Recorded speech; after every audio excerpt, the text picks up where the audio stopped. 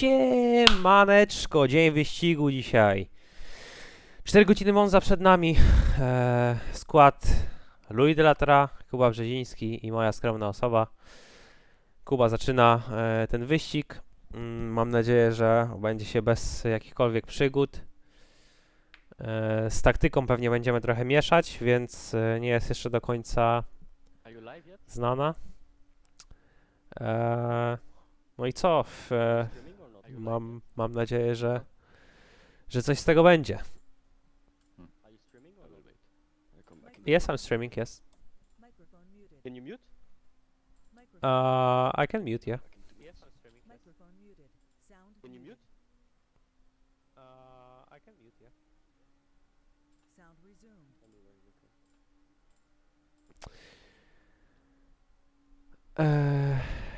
No dobra, Kuba już ciśnie. Ja postaram się wrzucić jakąś może delikatną muzyczkę. It means you're gone or it means the stream is muted? I'm confused. It means you're gone. The stream is muted. Okay. Microphone muted. So I was speaking with Robert. The stream And, he said, "Shit, your race starts same time as the FM quali." With Robert. He said, "Anyway, I will watch Monza because of Sochi." Your race starts same time as the FM quali. Good choice. He said, "Anyway, I will watch Monza because of Sochi." I think they don't know if it's gonna run. That's what he means.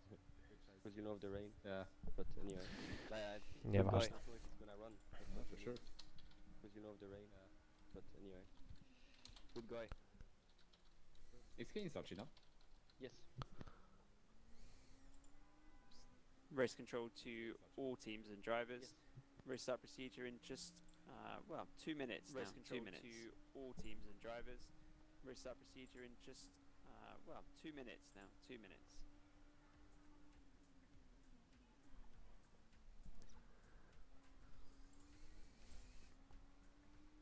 Microphone activated.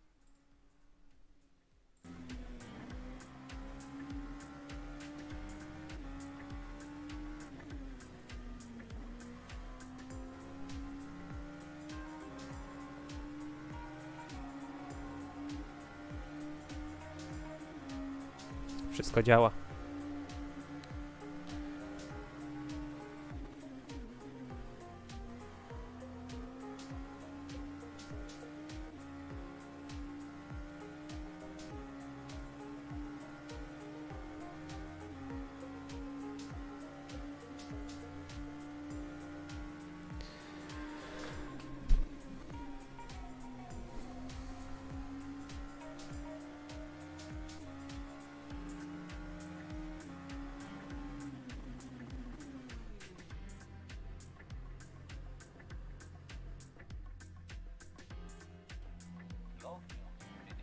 No dobra, zobaczymy co ten Andrzej będzie mógł.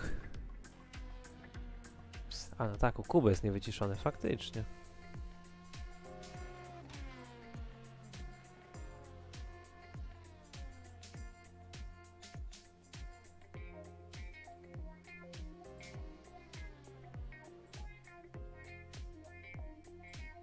Psst. 20 seconds until race start procedure begins. 10 seconds. A pokazałem seta, schowaj.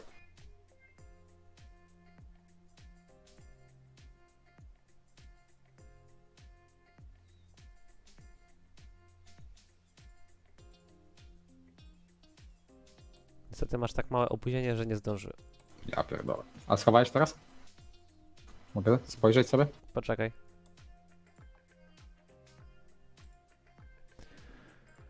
Teraz możesz.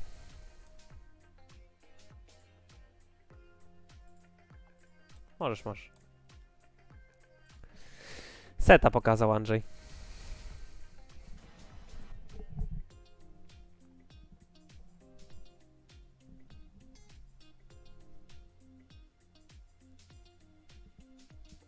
Okej.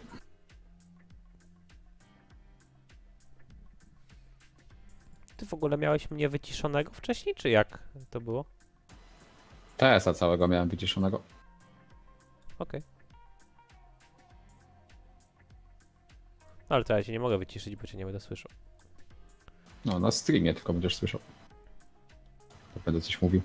Po prostu z opóźnieniem małym. A, kumam. Dobra. To też tak zrobię. To co, no powodzia ci życzę i spokojnie tam jechać. W razie co to krzycz, będę liczył. Tak jest.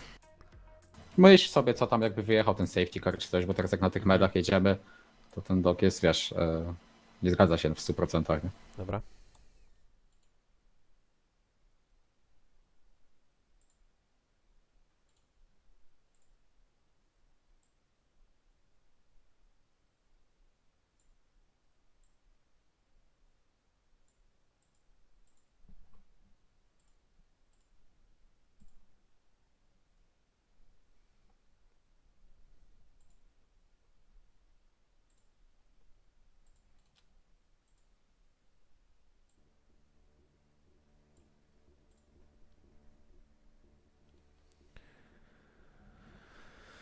Tak, już Polacy są normalnie.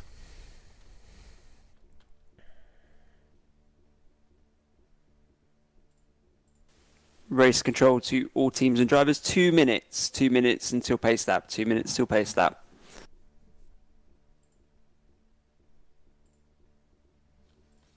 Dobra, wrzucę pościga, że ciśniemy. I fajnie.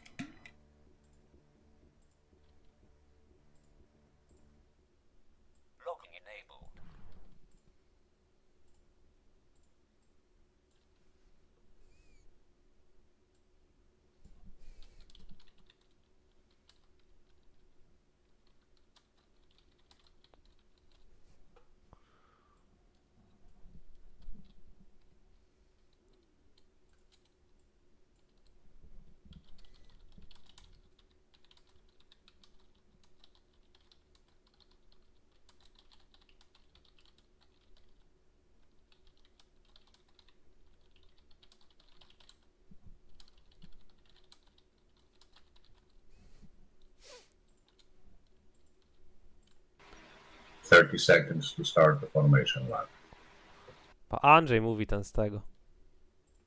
Z prawdziwego Le Mans. A załatwili go. If you could all join the grid immediately, that would be good to avoid penalties because we are roughly at 10 seconds to start the formation lap. Mhm. 4, 3, 2, 1, start of the formation lap. Jadą. Ja cię kręcę. Dobra, P8 ma Andrzej.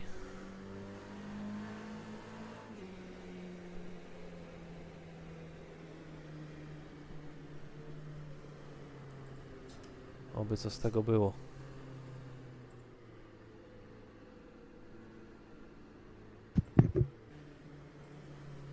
Alright guys, let's have a good one. I will mute myself here. Nico, where do we speak? Here or Discord?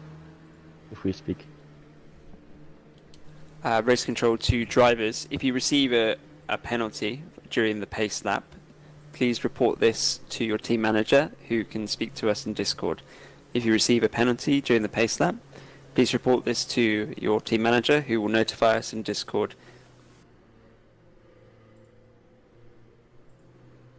You can safely ignore the penalty if you receive one, providing you let us know, of course.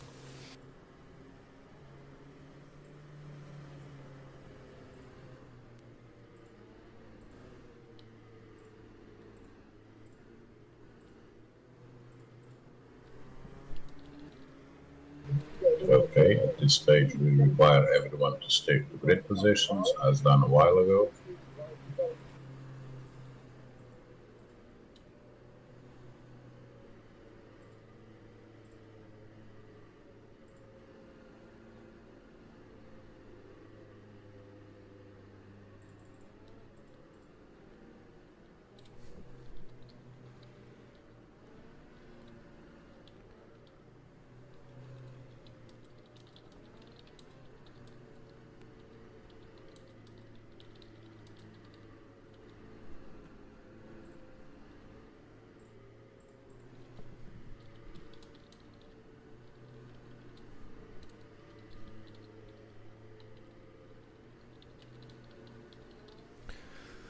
No jedzie Andrzej, jedzie i dojechać nie może.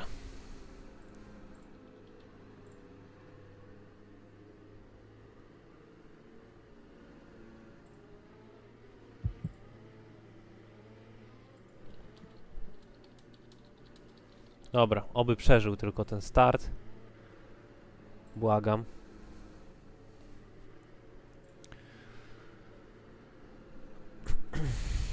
Oby przeżył start i będzie wszystko dobrze. Okay, GT leaders, do not forget the gap is to be about 10 seconds, not more. I see that the GT field is a little bit more delayed than on the previous time.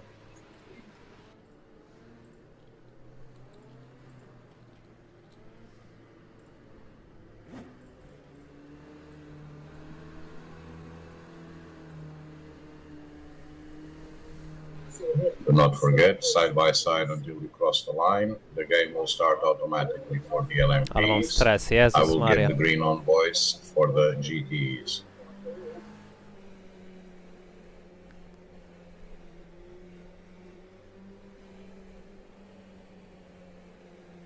No i co? Zielone zaraz? Okay, gentlemen. Green flag for the LMPs.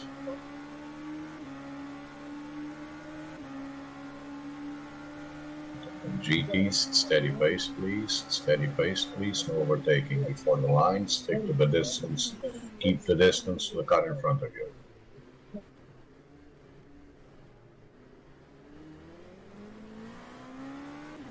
Dobra, przeżył. Jakoś spokojnie to pojechali na szczęście.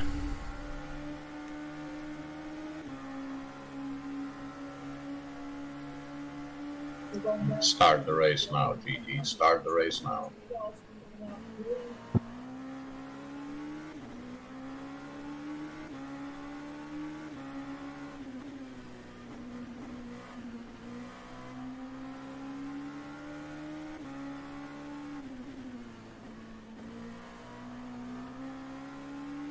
Dobra, przeżył. Uff.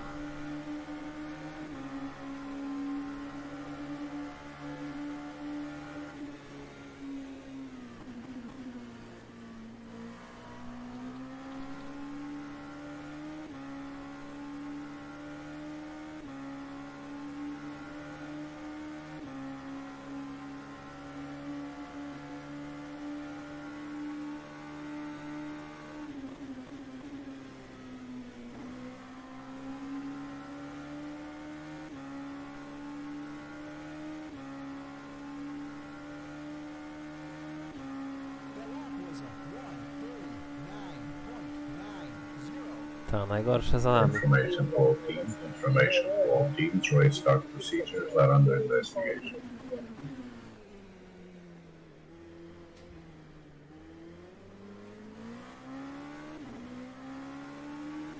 Dobrze, dobrze. Niech tam walczą z przodu. Malutką stratę. I jesteśmy na medach, więc oni teraz tak naprawdę, jeśli nie zyskują, to tylko na naszą korzyść to działa. Zaraz muszę zobaczyć, kto jest na softach.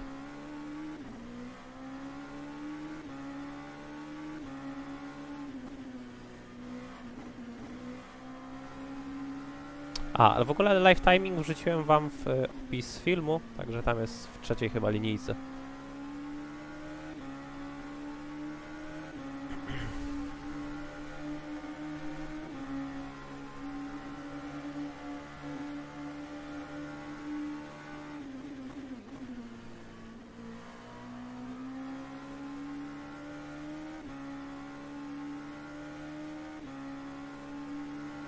No to wiecie, P9 to jest...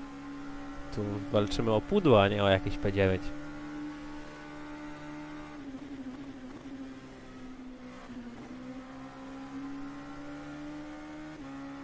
Jestem ciekaw, kto na jakich oponach.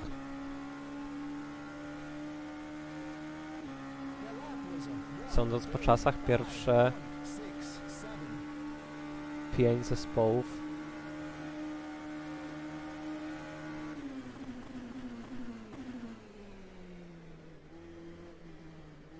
Pierwsze 5 zespołów raczej na softach. Muszę włączyć też relacje. Teraz będę wiedział.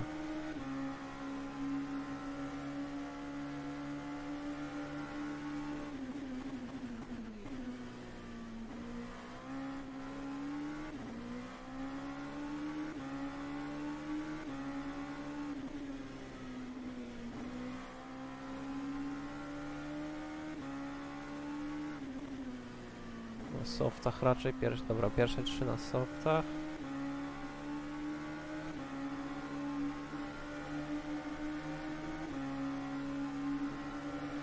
P4 na softach, P5 na softach.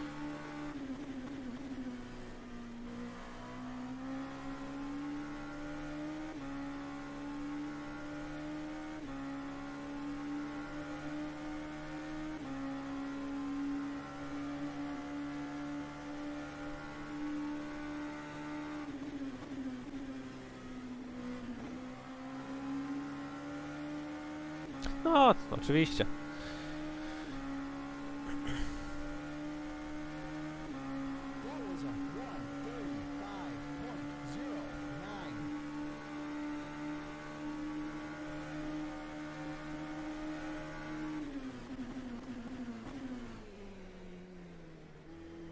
No, raczej ostatnie, ale no mówię, będziemy z tą taktyką musieli być na bieżąco.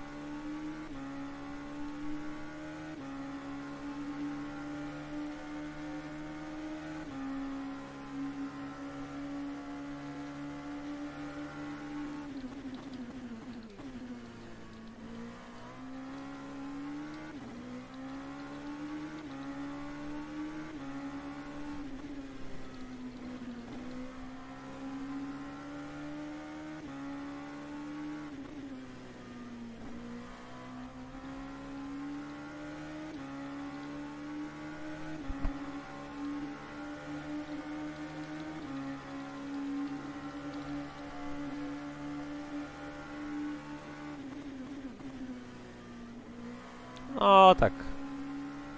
Mamy, nie mamy.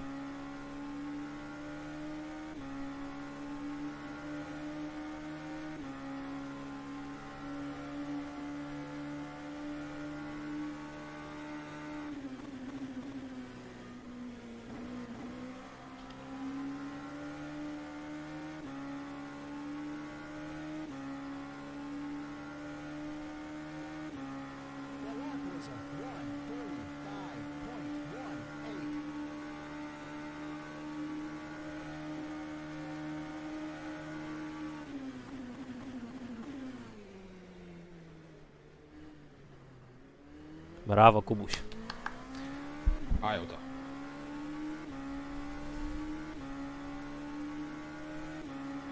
Brawo, Kubuś.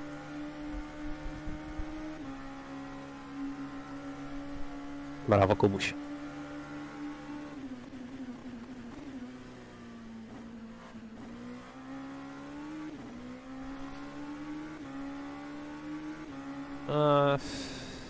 No bo ta taktyka została zmieniona już 10 razy, no do tego. Więc...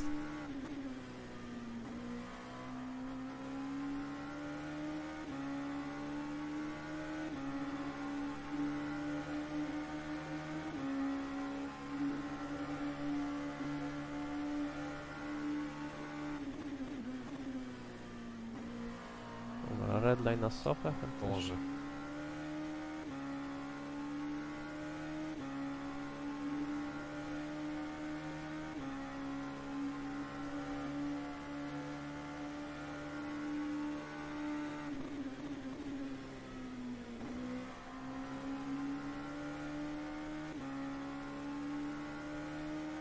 Jeśli się nie mylę, to wszyscy przed tobą na softach. Jeśli się nie mylę, to wszyscy przed tobą na softach. No też mi się tak wydaje.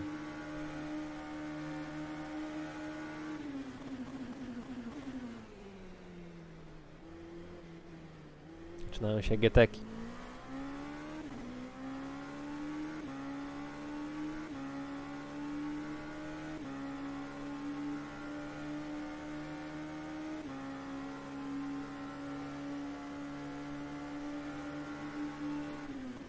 O, Rzuciło gościa przede mną. jednego mniej kolejnego. Ale odstawianie, ale źle! Dlaczego wyrzuca ludzi z serwerów, no?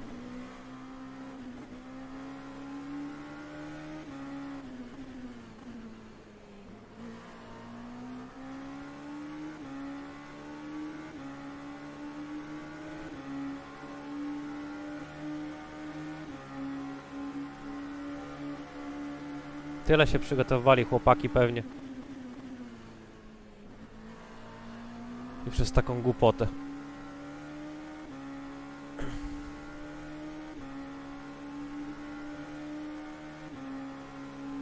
Dawaj Kubuś, zaraz będziemy w top 5 i jedziemy z nimi.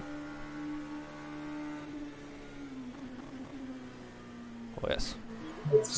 Information. Pit line car 966 under investigation for a possible jump start. 966 under investigation.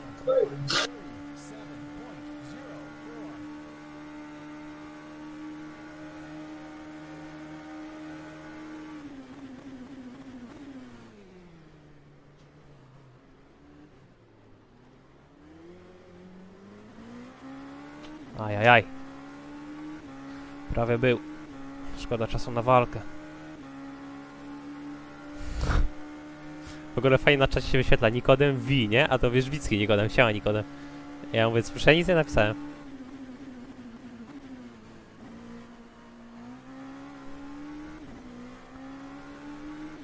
Ta, jazda z nimi.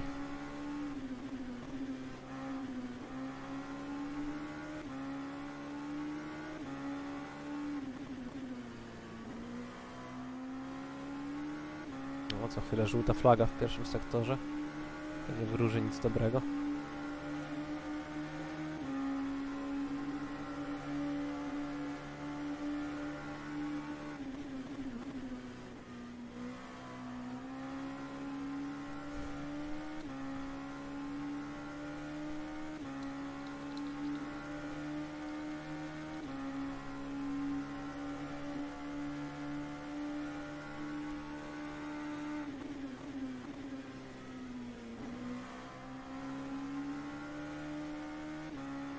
Information to the pit lane. Information to pit lane. Car 966.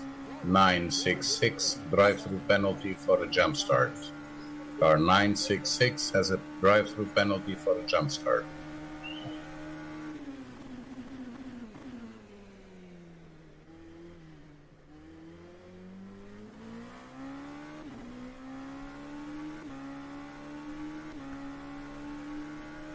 Jak bull terrier.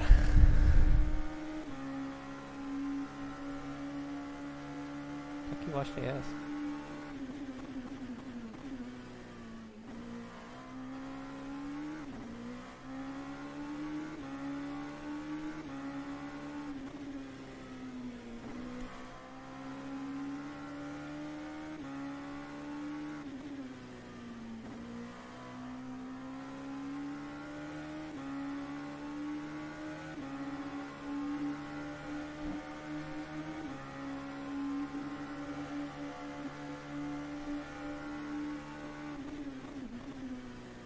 Żółta flaga to jest dosłownie cały czas, nie?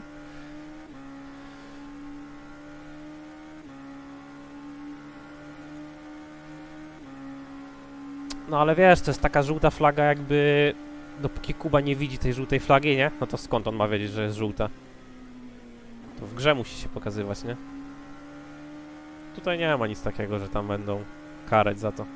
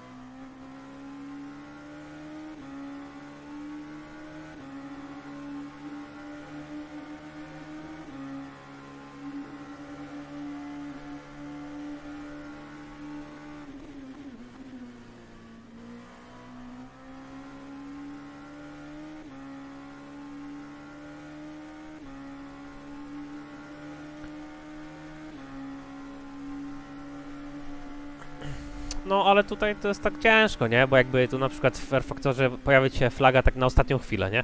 No i... Wiesz, to nie tak, że ktoś macha już wcześniej flagą i to widać.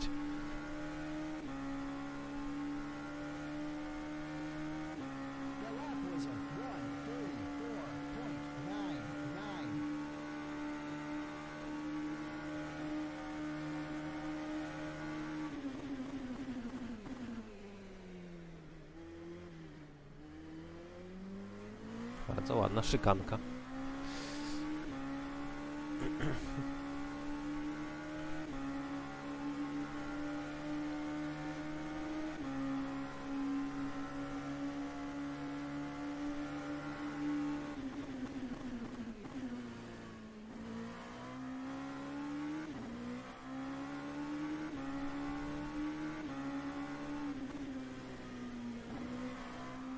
Aż sprawdzę szybko.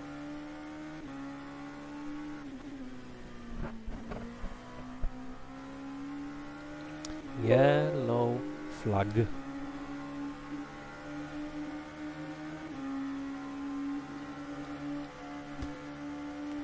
Nie ma nic.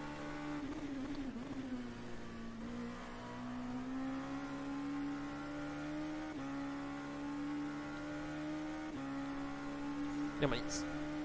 Więc można wyprzedzać Nomanie.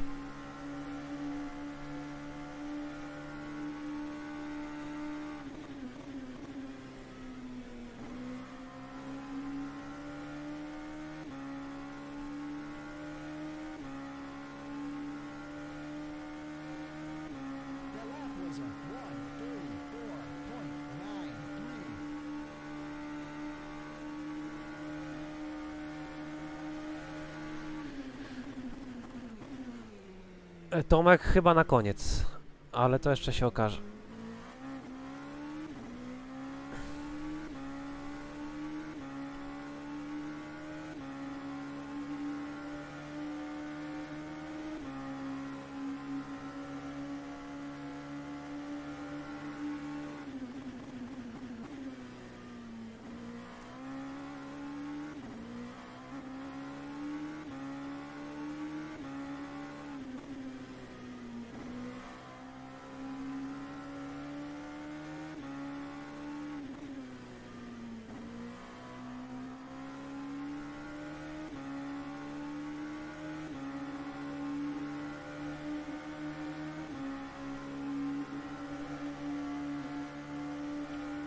Obiad w ogóle będę musiał mały zjeść.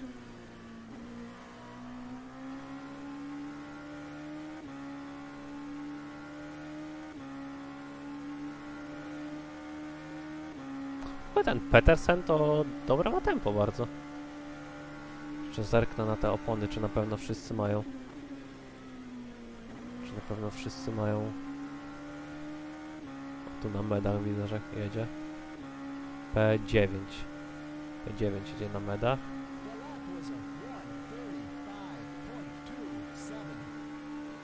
Już te takie dalsze pozycje P14 jadą na medach. P15.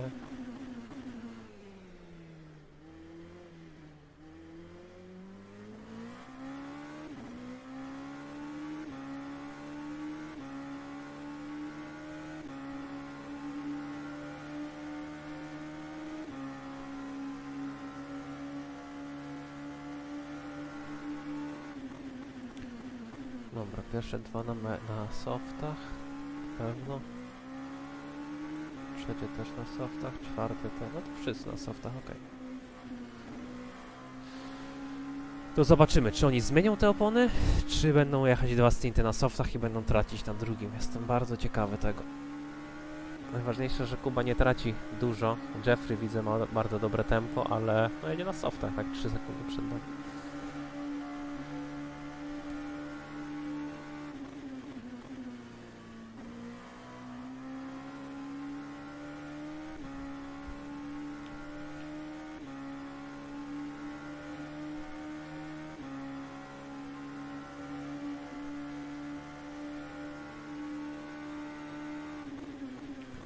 Cztery też na softach.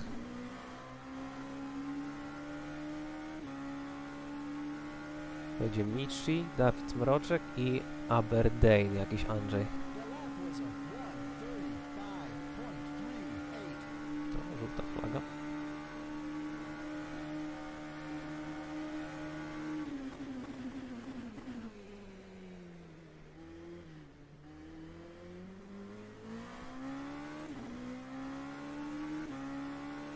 Aha, to nieźle się pozabijali. Co tam się stało?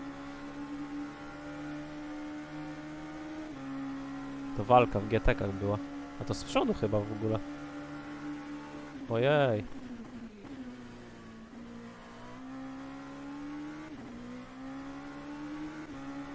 O.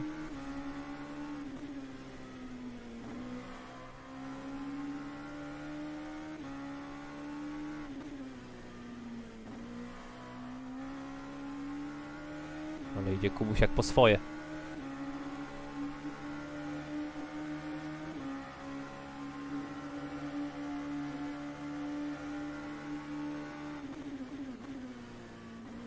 No, w drugiej szykanie widziałem.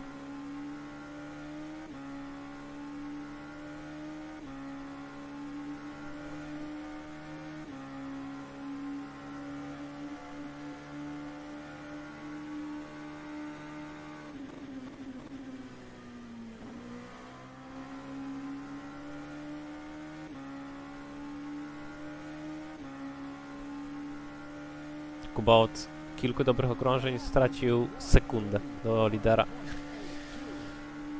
A zobaczycie na drugim stincie, co się będzie działo, jak będzie cisnął.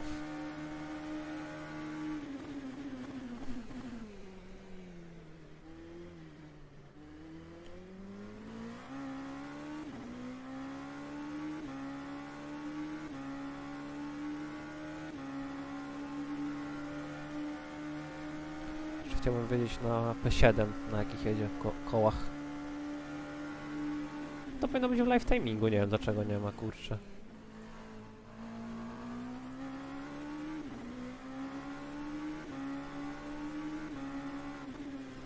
To jest numer, to P7 teraz? 31.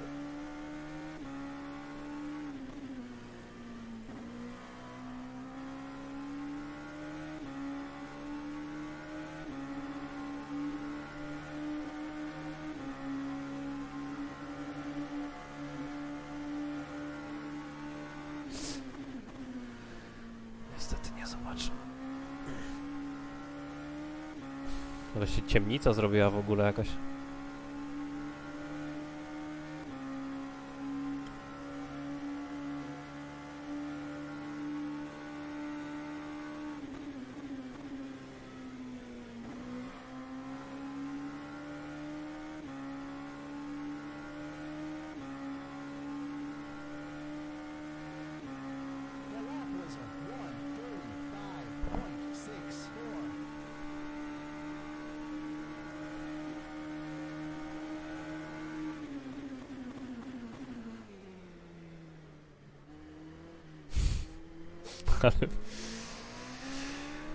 Ale mu się wrąbał.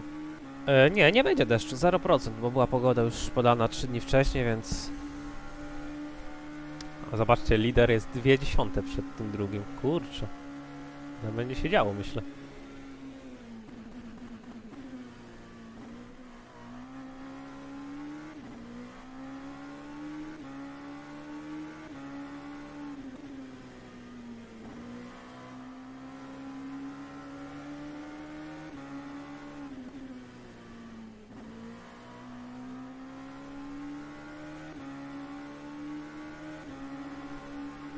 A dlaczego bez tempa?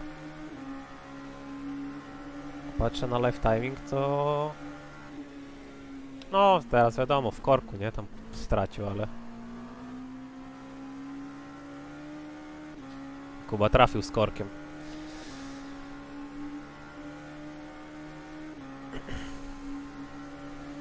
A teraz... Niestety nie trafi chyba.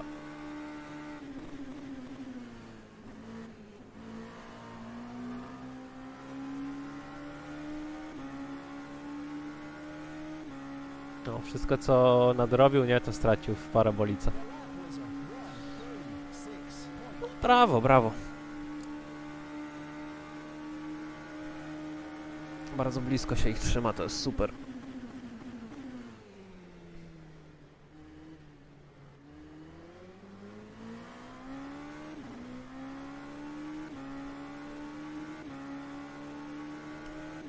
Teraz też fajnie trafił. Ja mówię, że w 4-godzinnym wyścigu to wcale ten korek się...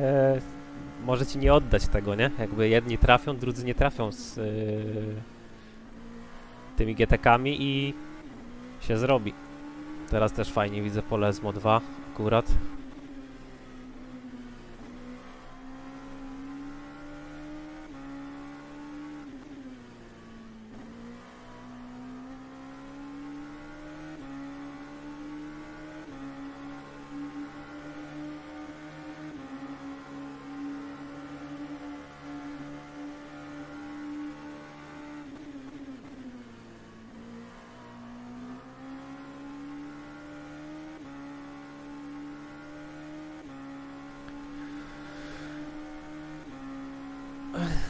Chyba ravioli sobie zrobię szybko.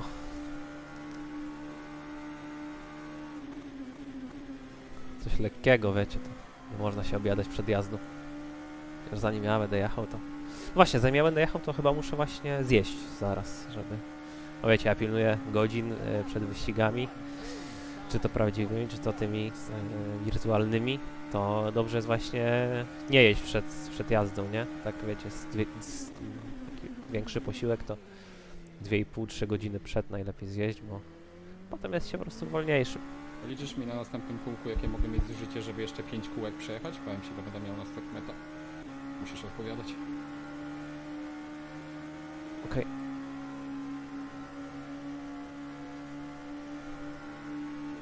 Okej.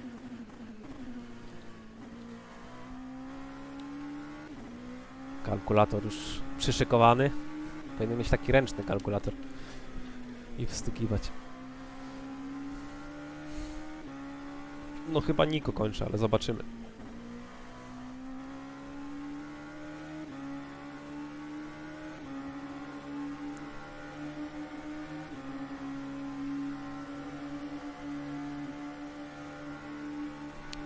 Jest, ale ja mam w ogóle wyciszone to wszystko, nie? Także jakby nie słyszycie tutaj nic. Ale później będzie. Później to już nawet nie mamy co kryć paliwa, nic, nie? No jakby do końca wyścigu, a teraz jest najważniejsze, żeby nikt tam nas nie szpiegował.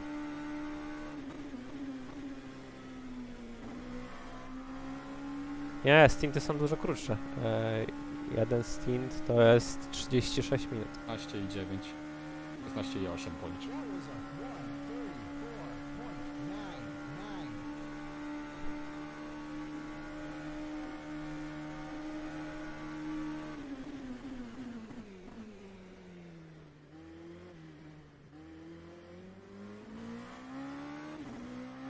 Trzy 36.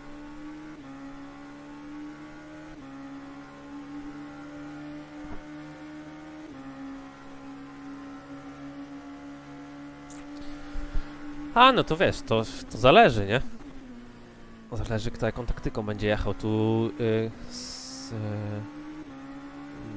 jeśli chodzi o zmianę kierowców, to nic to nie kosztuje w picie, czyli jakby nie dodaje się w ogóle czas.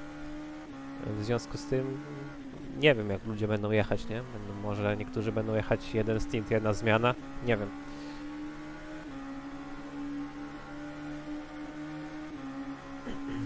Tor doznań.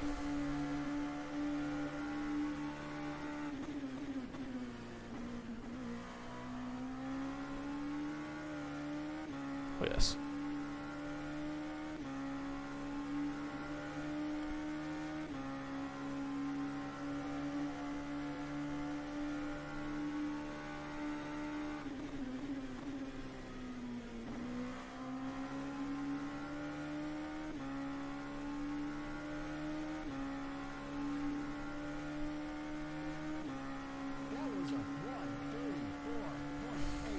Zobaczmy, jakie czasy ostatnie. 34,9, 7,8, 6,5, 8,8. Ok. Wszyscy mniej więcej tym samym tempem jadą.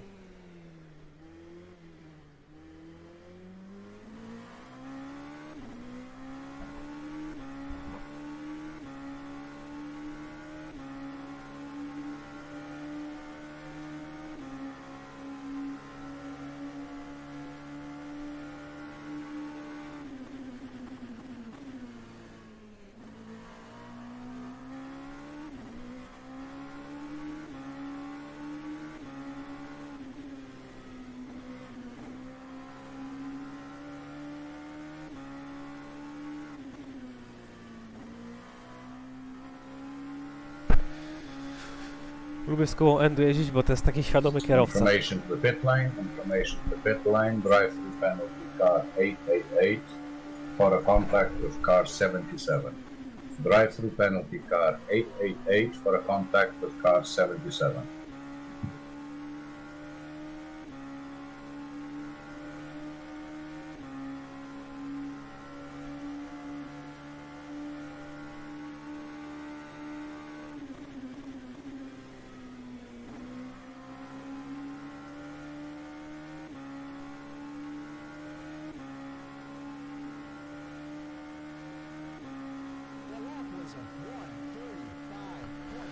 Elegancja, cały czas poniżej 10 sekund, kurczę, to mi się podoba.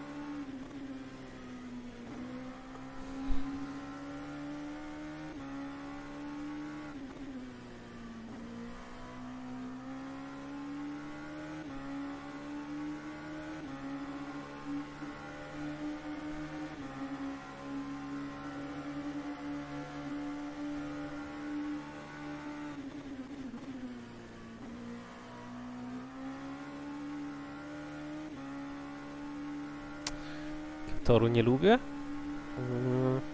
Ulicznych torów nie lubię w ogóle. Takich, wiecie, nie wiem, Singapur czy coś, to dla mnie to jest bez sensu. Ale to wiadomo, takie F1, nie? Tak bardziej patrząc na to, co ostatnio jechaliśmy do Hockenheim. Nienawidzę tego toru. Hockenheim jest okropne.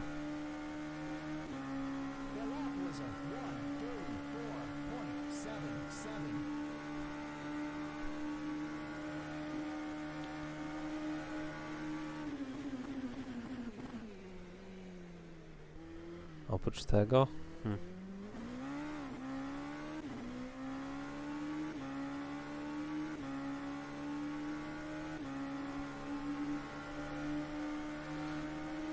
Może jakoś zjechał.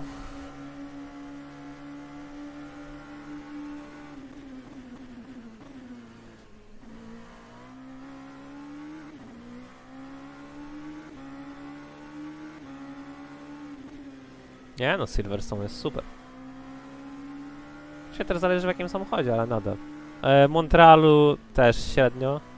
Nie lubię, a w ogóle bardzo dawno nie jechałem, bo też nie było gdzie. I co tam jeszcze? 75 litrów bez opon, więcej nie zmieniam.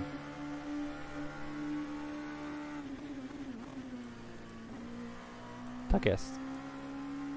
To następnym, nie? Tak jest. To następnym, nie? Tak. Korek wiadomo, cholera.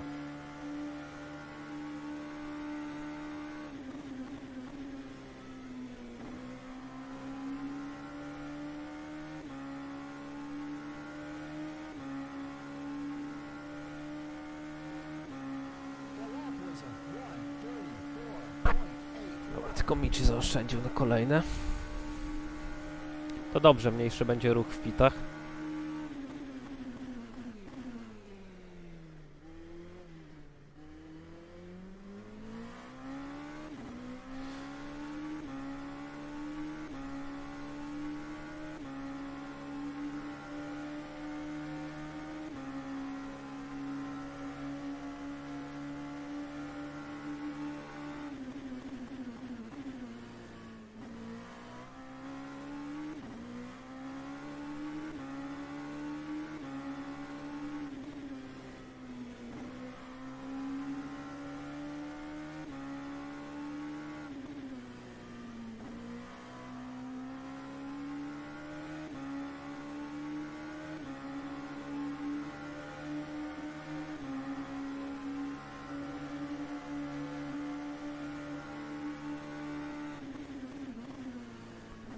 No, zobaczycie. nie był przekonany co do tej taktyki. Ja też nie uważam, że jest jakaś no, optymalna, ale wydaje mi się, że na ten wyścig będzie lepsza.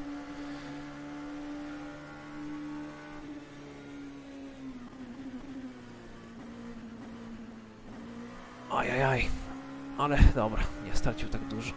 Dobra, Takie dobre kółko. wyhamuj. Brawo, idealnie. Dobra, tu jest speed. 45 litrów. Super, nikt go nie zostawił.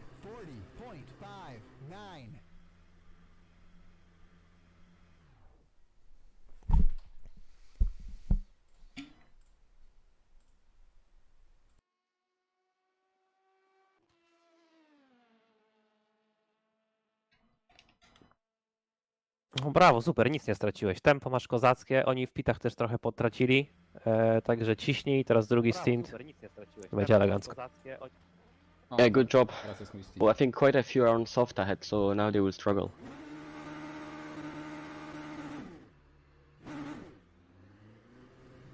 %, sprzęgła i... O. Mówiłem, że czasami to nie przynosi dobrych rezultatów.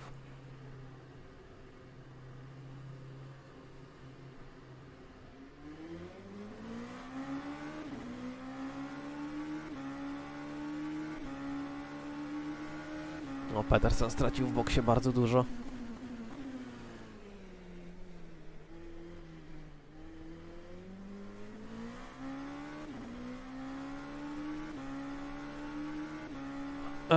No właśnie to jest problem, bo mieliśmy mieć inżyniera takiego innego, bardzo, bardzo dobrego, tak swoją drogą, ale niestety on nie mógł, pojawiła się zamota, mieliśmy mieć innego, no i skończyło się tak, że nie mamy żadnego. Więc inżynierujemy sobie nawzajem. Niestety. No ale jakby wiemy co i jak od samego początku, więc no jakby wiecie, no on by nam nie mógł pomóc tutaj, nie? Za bardzo. Mamy wszystko wyliczone, tak jakby, że wiemy co się bardziej opłaca, co się mniej opłaca, więc...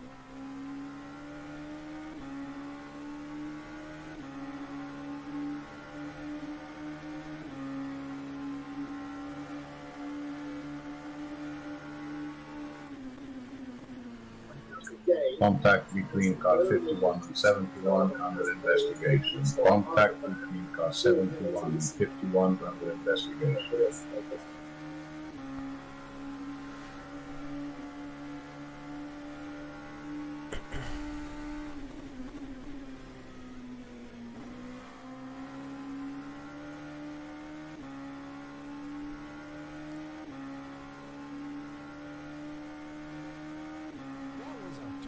Dobra, jestem ciekawy co się teraz będzie działo.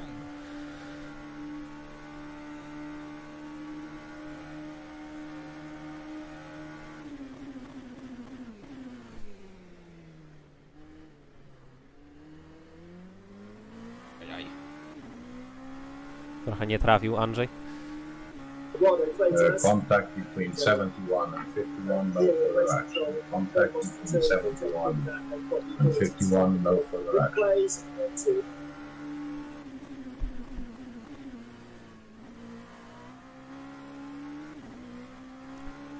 Dobra, za chwilkę wracam.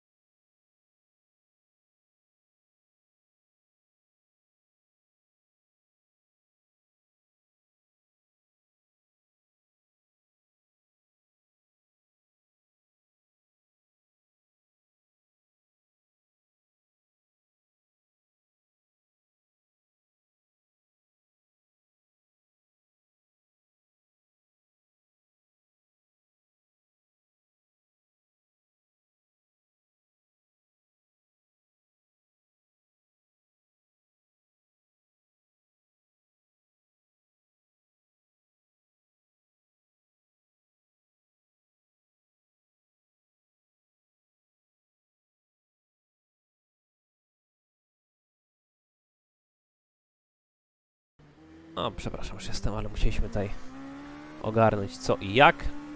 Medy starczają na 3 stinty, no. Starczają na 3 stinty.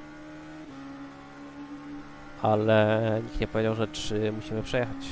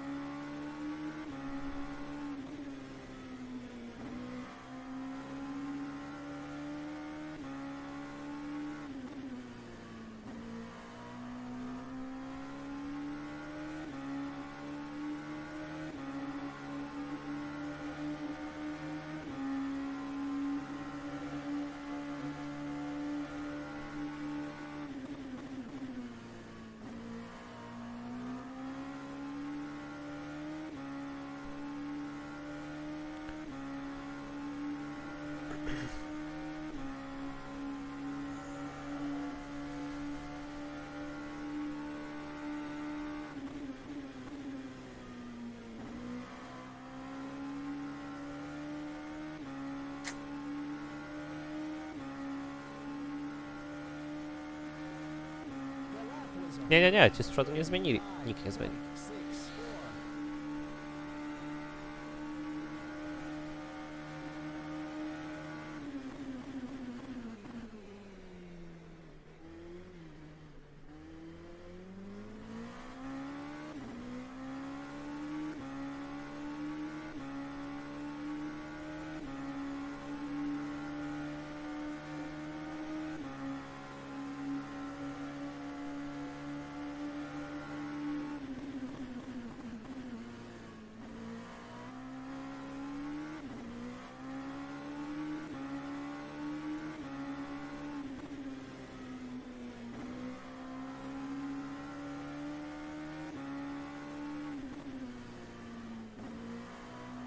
No, myślę, że Kuba powinien tak zejść do...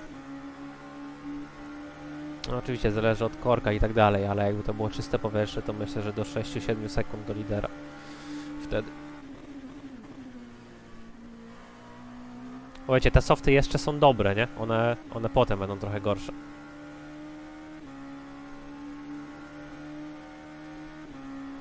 No, mieliśmy taki wykres, to w czystym powietrzu, w czystym softy są delikatnie lepsze, tak? No ale wiadomo, tutaj bierzemy pod uwagę korek i tak dalej. Poza tym dajemy też sobie trochę więcej możliwości z tymi medami, nie? No bo jeśli teraz na przykład byłby virtual safety car albo cokolwiek innego, no to my tych opon nie musimy zmieniać, nie? Oni softy już muszą zmienić, no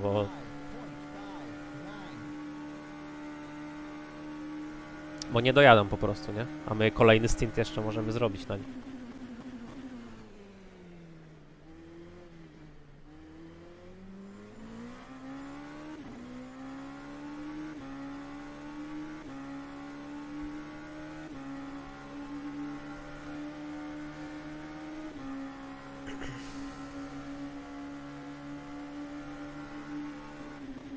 Jesteśmy na kółku numer 28.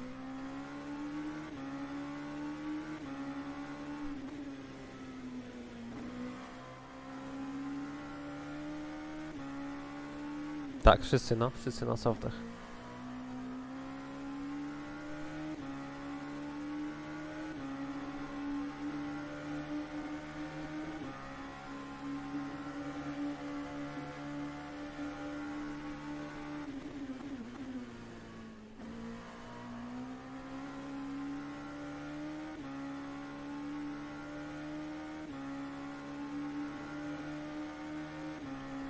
Ajajaj.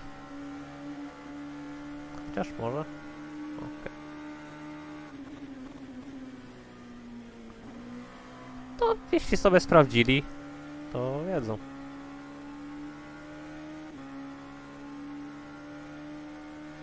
Widać to w ogóle na relacji, bo medy mają żółtą obramówkę, nie? Jakby koła. Tak jak w F1, nie? Że tam softy żółte, medy białe. Czy jak teraz jest? Nieważne. Softy czerwone, medy białe. Medy żółte i hardy białe.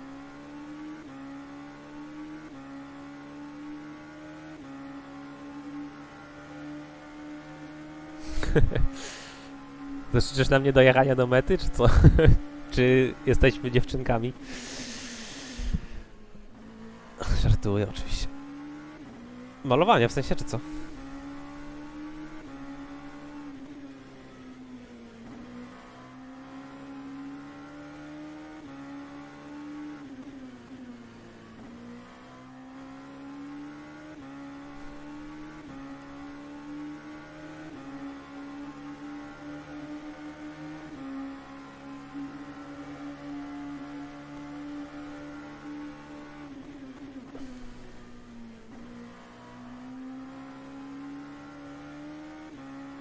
Może tam będą walczyć teraz. Widzę, że tam się tasują trochę.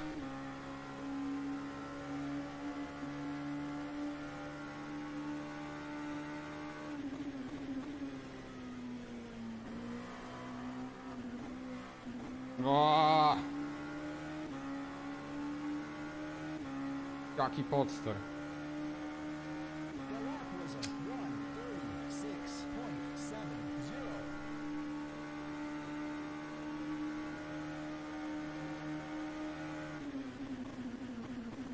O.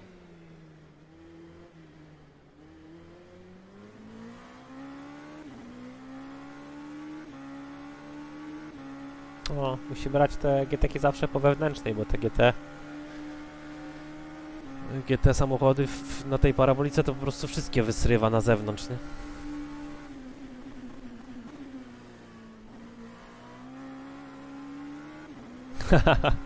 Okej, one też miały numer 1? To nawet nie wiedziałem.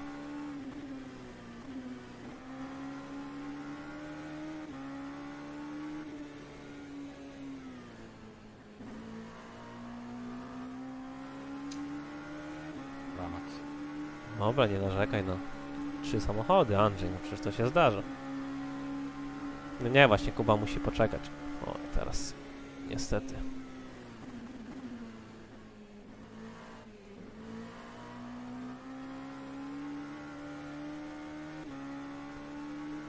Tak się zdarza czasami. O, cię złapał korek i nagle 2,5 sekundy wyparowały, nie? No właśnie, to jest to. Nieważne jaką strategię byś miał, to potem korek wszystko zmienia. No i co zrobisz?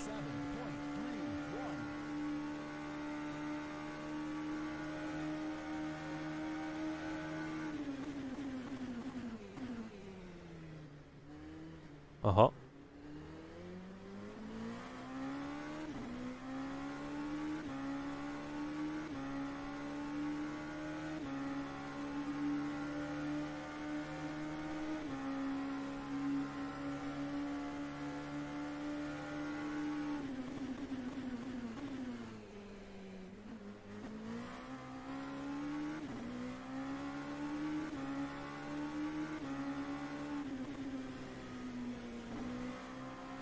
No. To będzie tak się bił, zamiast pas oszczędzić?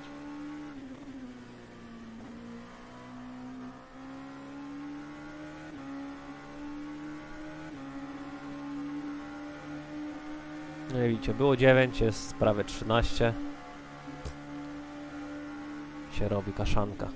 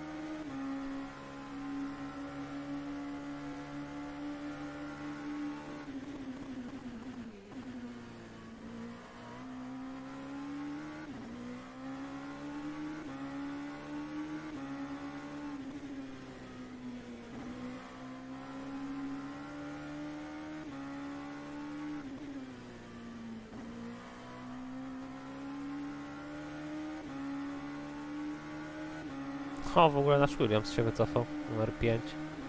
Nie widziałem. Niedobrze.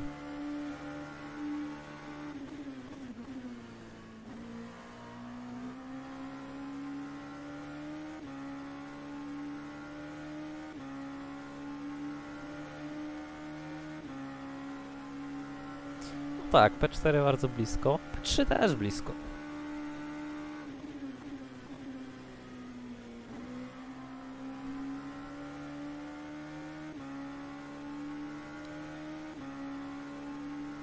Tylko martwi, że ten Petersen nie jakby stracił, ale myślałem, że więcej będzie tracił.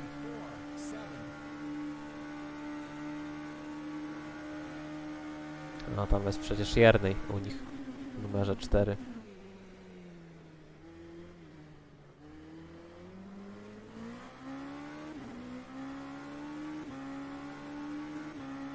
Oho. Jest Petersen. No, 13 sekund, nie? Co to jest?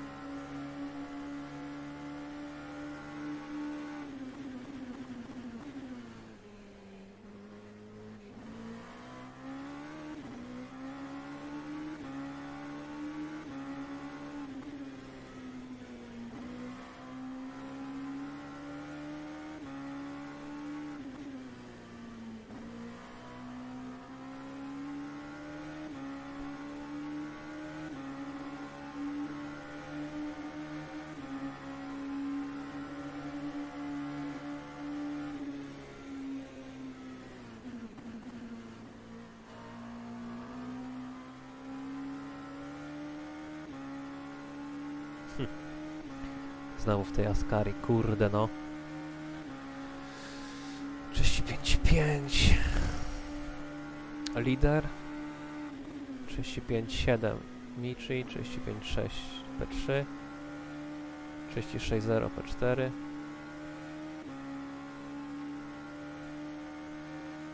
36,8 P5. 36,4. My.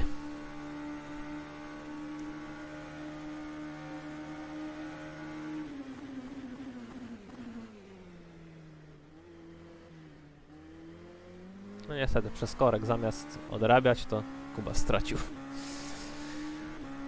Ajajaj.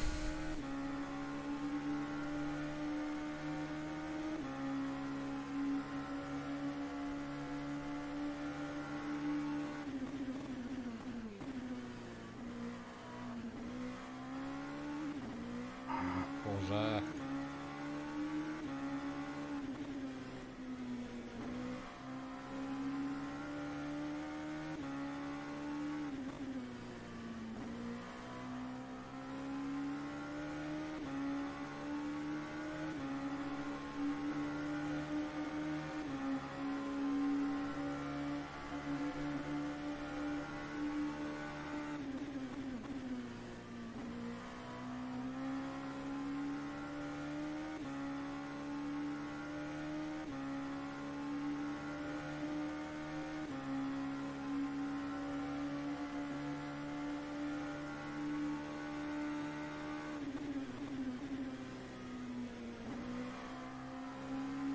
Zapalili mi światło.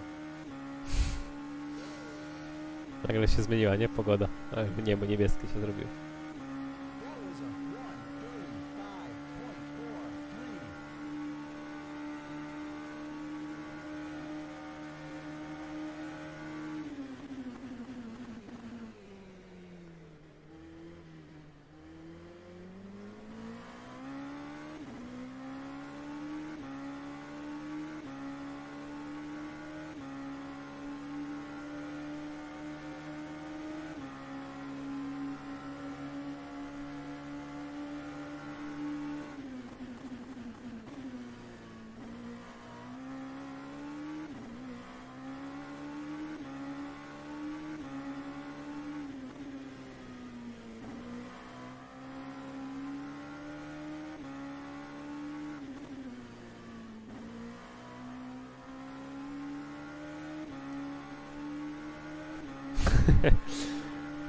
Imienia Lego. No.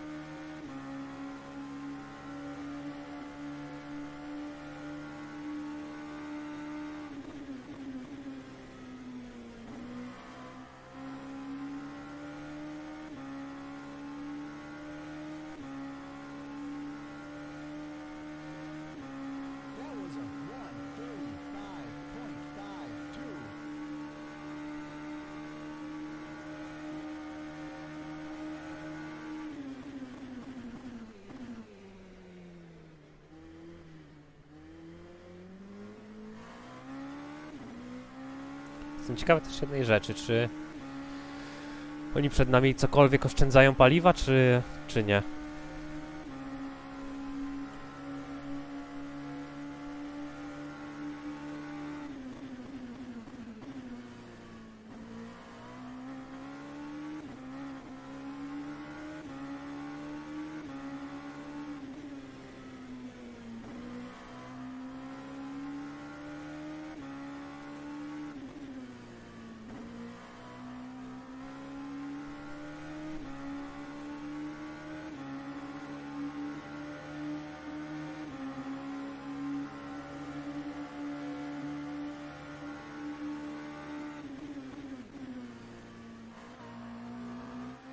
Dobra, idę mu powiedzieć, niech już wbija, nie?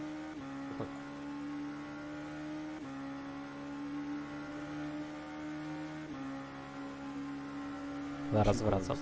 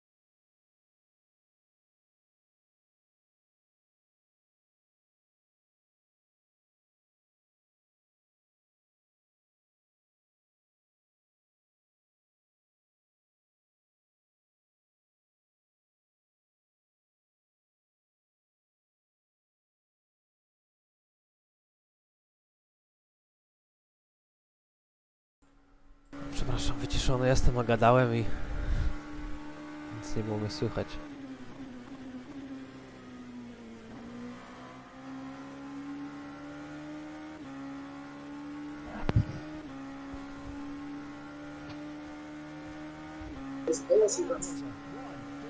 Nice time.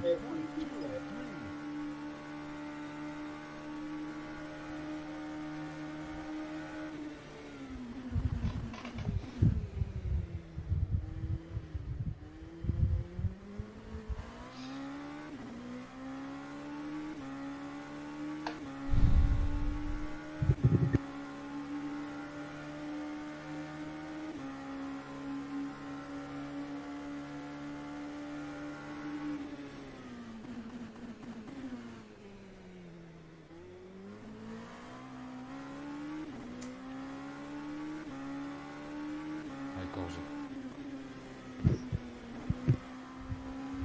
I'm here, Kuba, so I don't know how many laps you have left, but I'm ready. Okay. I'm here, Kuba, so I don't know how many laps you have left. Tires are okay? I'm 5 ready. laps, 5.5. Tires are okay?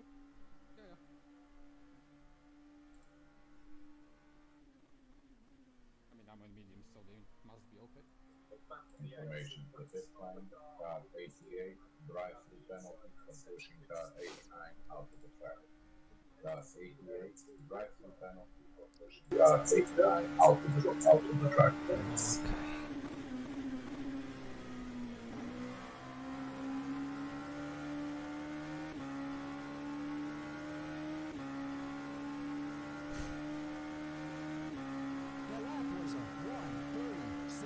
Co, Lando pole pozycję dał?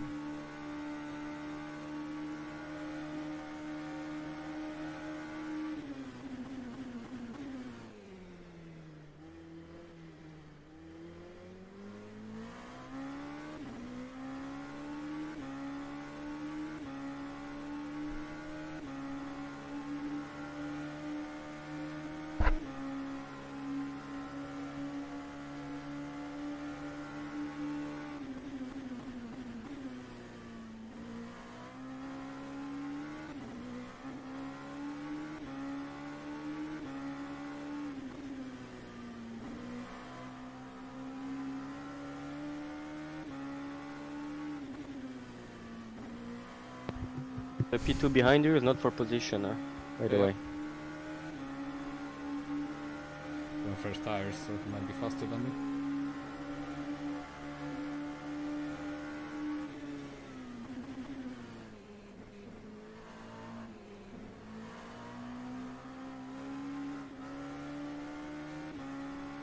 Traffic is freaking killing me, my god.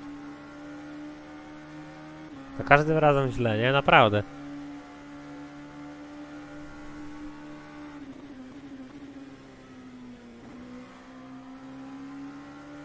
Jesteśmy kurde 8 sekund za P2, nie? Gdyby nie ten taki korek chory, to myślę, że byśmy byli 3 sekundy może maksymalnie. Oj. Już 9 sekund, no właśnie.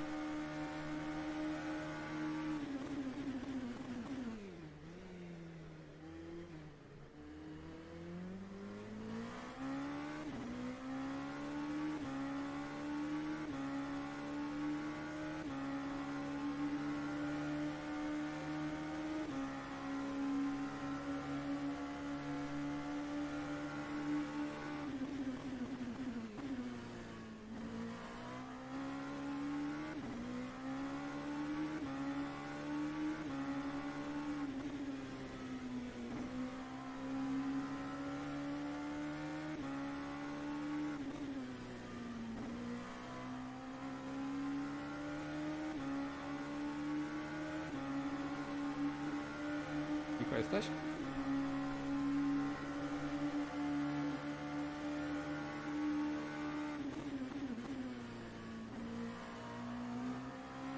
Możesz napisać tam redline na Karkowca, Tak. że ja zjeżdżam za 3 kółka.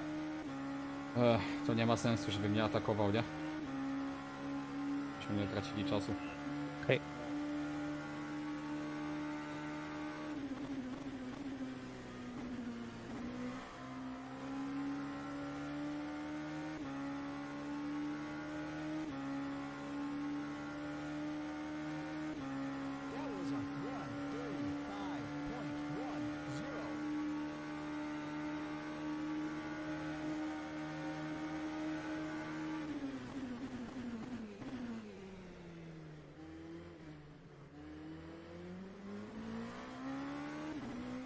I can see you, Louis.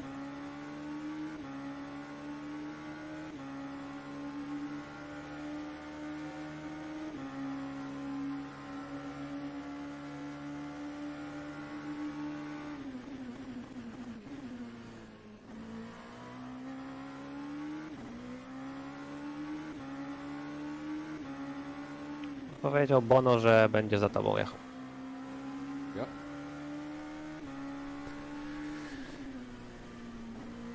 Załatwiłem mu.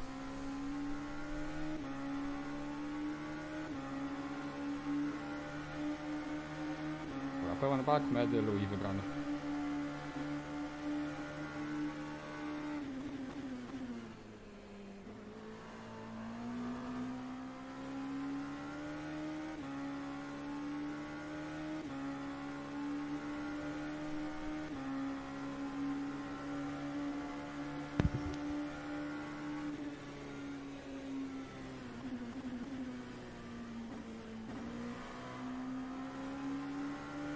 You box now or Information to the pit lane. Information to the pit lane is the way that the software works.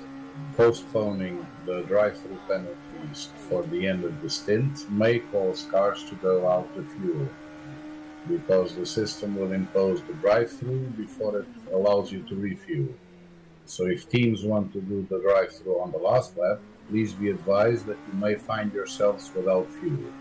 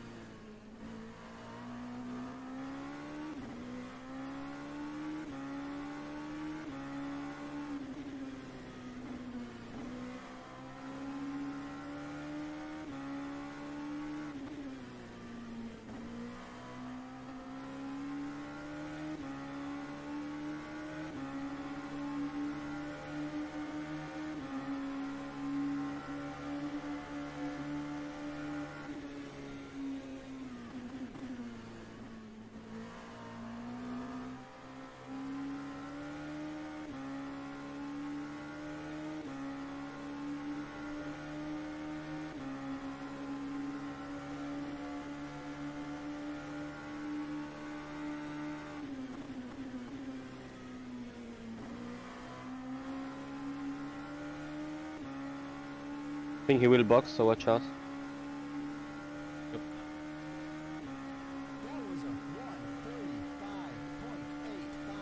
Dobra, tylko Micie oszczędza razem z nami. Chociaż nie. Wszyscy oszczędzali. Tylko my jesteśmy jedno kółko, bo... No tak, tak. I'm pitting this lap. Yeah, I'm ready.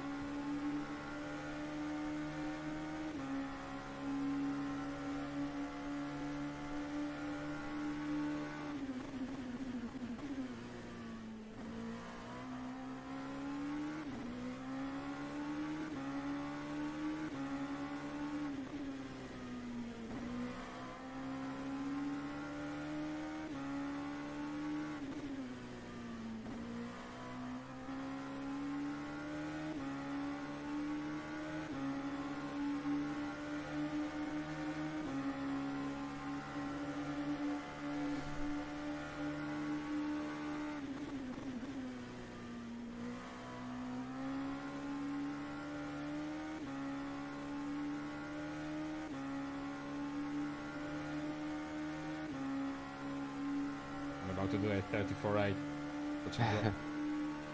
Don't take the line, please. I'm just gonna finish this lap.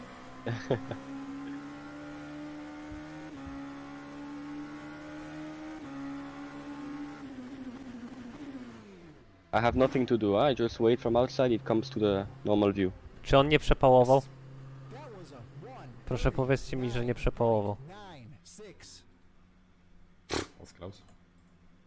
52 seconds. Okay. Yeah. The stars and fuel are concurrent with this. I hope he will be leaving. Otherwise, how do I do?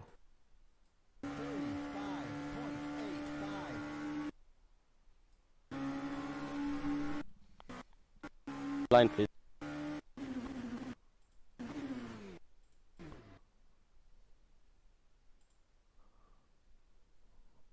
O nie.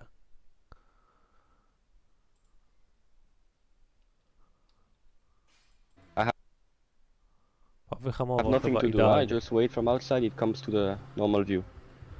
Yes. I'll pulling away for you.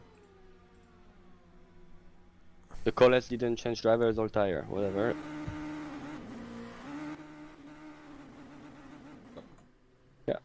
Good luck. Thank you. Yeah, just update me with important stuff, but the rest I try to be as quiet as possible. Yeah. Yep, sure.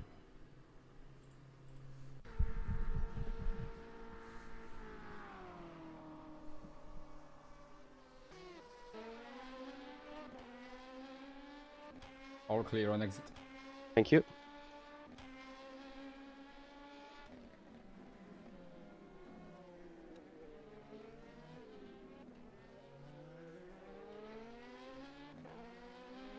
Pozycję zyskaliśmy chyba.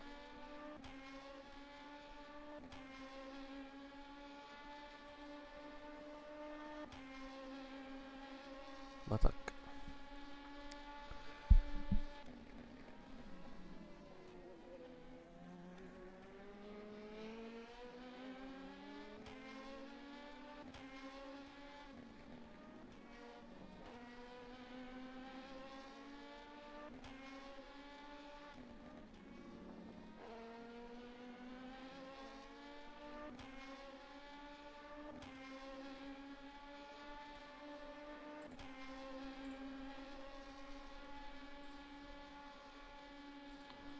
No dobra, kurczę blade. Nie jestem do końca zadowolony z tego stintu, no ale... Mogło gorzej. W walce. Teraz wszystko zależy od tego, co Louis pojedzie. A Nikodemowi szansę na walkę na koniec. Idziemy za daleko.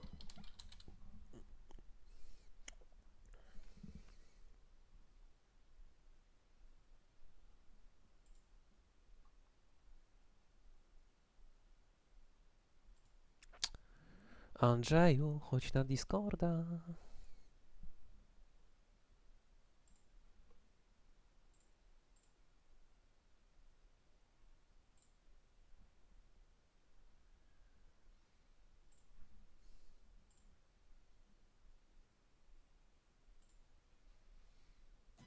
No witam. No witam. Myślisz, że mam dać, mój drogi, streama No, tak. oficjalnego, czy co? No witam. Myślisz, no że co mam inaczej? dać, mój drogi, Wydałem streama wczoraj. oficjalnego, Mówili, czy że co? można restreamować, co inaczej. Wydałem wczoraj, wszyscy mówili, że można restreamować.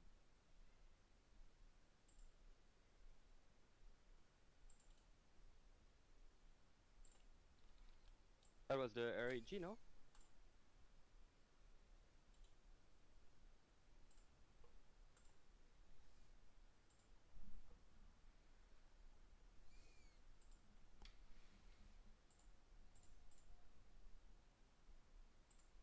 Czekaj, tutaj może. Teraz powiedz coś? Ja cię kręcę, liderzy rozwaleni, nie? O, tak czułem. Jak Hany, gość skrzywiona zawiecha po wyścigu. Co on odwalił? Nie wiem, włączyłem już na koniec. Ojej! Ojej, ale go zarzuciło. Czekaj, czekaj, czekaj. I jeszcze zabił drugiego. Zabił Jotę. Ale nie wiem, czy to też liderzy, czy nie? Nie. Chyba nie. raczej nie. No. Ale stary uciekł 44 numer tak, że no koniec świata, nie? No dosłownie centymetr. A, na żwirze go zarzuciłeś, widzę. No. O. Tak jak mnie na kwalach. A, już pokazuję, cię kręcę. przepraszam. No. Stare w pitach zyskujemy tak do Bardzo większości dużo, ludzi, no. nie? No, ciekawe. Najgorsze pity mają Jerneje, nie? O.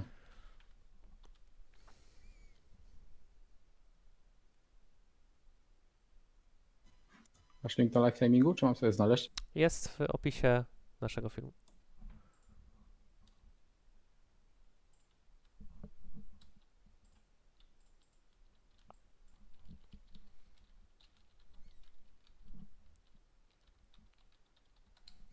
That was. So Aaron Jajowski starting this, handed it over in that second stop. So Jajowski double stinting. So Gordy Much has been out 3 or 4 laps. So yeah, not quite sure what happened there. And again, that might possibly have been a connectivity issue that just caused that moment for the car. But that's a major drama. Jota, Ale na P4 jedziemy, in zamiast the na P6, pits. to kogo wyprzedziliśmy? So the Jota car, Jer- as we saw, Jernejów took a very w big picie. hit, and that is going to put them Numer right 4. at the back of the No i field. klas. And Gordy Much. No dobra, 7 sekund za liderem. O, Jeffrey, co ma słabe tempo, nie? Jakie? On na drugim stincie na medach 34,9 zrobił. Jak na medach, jak on na softach. He is ahead of WRT. Alex Buncombe took over the Rocket Na softach. Sim Sport car. Car No, number na 2, softach o that tym is chodzi. currently in 9th place. Other driver changes. Joop van Uitert in number 18. That's the second of the R8G cars. There, Louis Delatraz took over car number 1. Louis Delatraz for Rebellion GPX. That car is now in 4th position. Yifei took over the number 22 GPX Rebellion car. So those two drivers who were a lap away from winning Le Mans in August, and of course Louis Delatraz, the Le Mans 24 Hours virtual winner last summer in June. Those two drivers running 3rd and 4th for Rebellion, and Jonas Reitfeld for Real Team. Their number 70 machine is up into 2nd place. Now he is still in the car, so he started that car. So he is doing a triple. 100 godzin napraw. I beg your pardon. So there is Gordon Much, and of course you can fix the damage, but as in the real world, it is not fixed instantly. So he will have, had to buy the time, and that is going to put them right at the back of the field. But again, this is not just one race. This is all about racing for a championship title. Yeah, I remember when Gordy Much was a free agent and everyone was like, who's going to pick him up, who's going to pick him up, who's going to get him, and RHG picked him up at the start of the year. And look at this for a move though, as bit of a defence there from Bikoles and going around the outside. That was going to be a bit of a move there from the Real Team Hydrogen Redline car. That was a bold look, but I think it's going to get done in Fajnie, niech walczą sobie tam. Yeah, Jonathan Aberdine with the yellow and black of the Bikoles team, and right behind him, Jeffrey Reitfeld. And he's looking to go the long way around the outside. It's an all-Dutch battle for the lead, and the problem is with the Parabolica, it just tightens, and you can sail in there, but it just gets away from you. So Jonathan Aberdine hanging on from Jeffrey Reitveldt. Yeffier in 3rd place for GPX Rebellion, Louis Delatraz in 4th, and they are about 3 seconds maybe behind this battle. So as battle is joined here, Przypadkiem lider nie jest na harda? you can see there in the background. You Tak can mi see mignęło. actually there in the Rettifilio, the 3rd place car of Yiffier. Louis Delatraz is 3 seconds or so behind him. So there's a little bit of Numer 1, free air for Dominik. these guys. Za But 4. if they stay at this for another couple of laps, then suddenly they're going to have the Chinese driver all over the back of them. And look at the way that the Real Team car comes through the chicane there, absolutely flying over the curbs.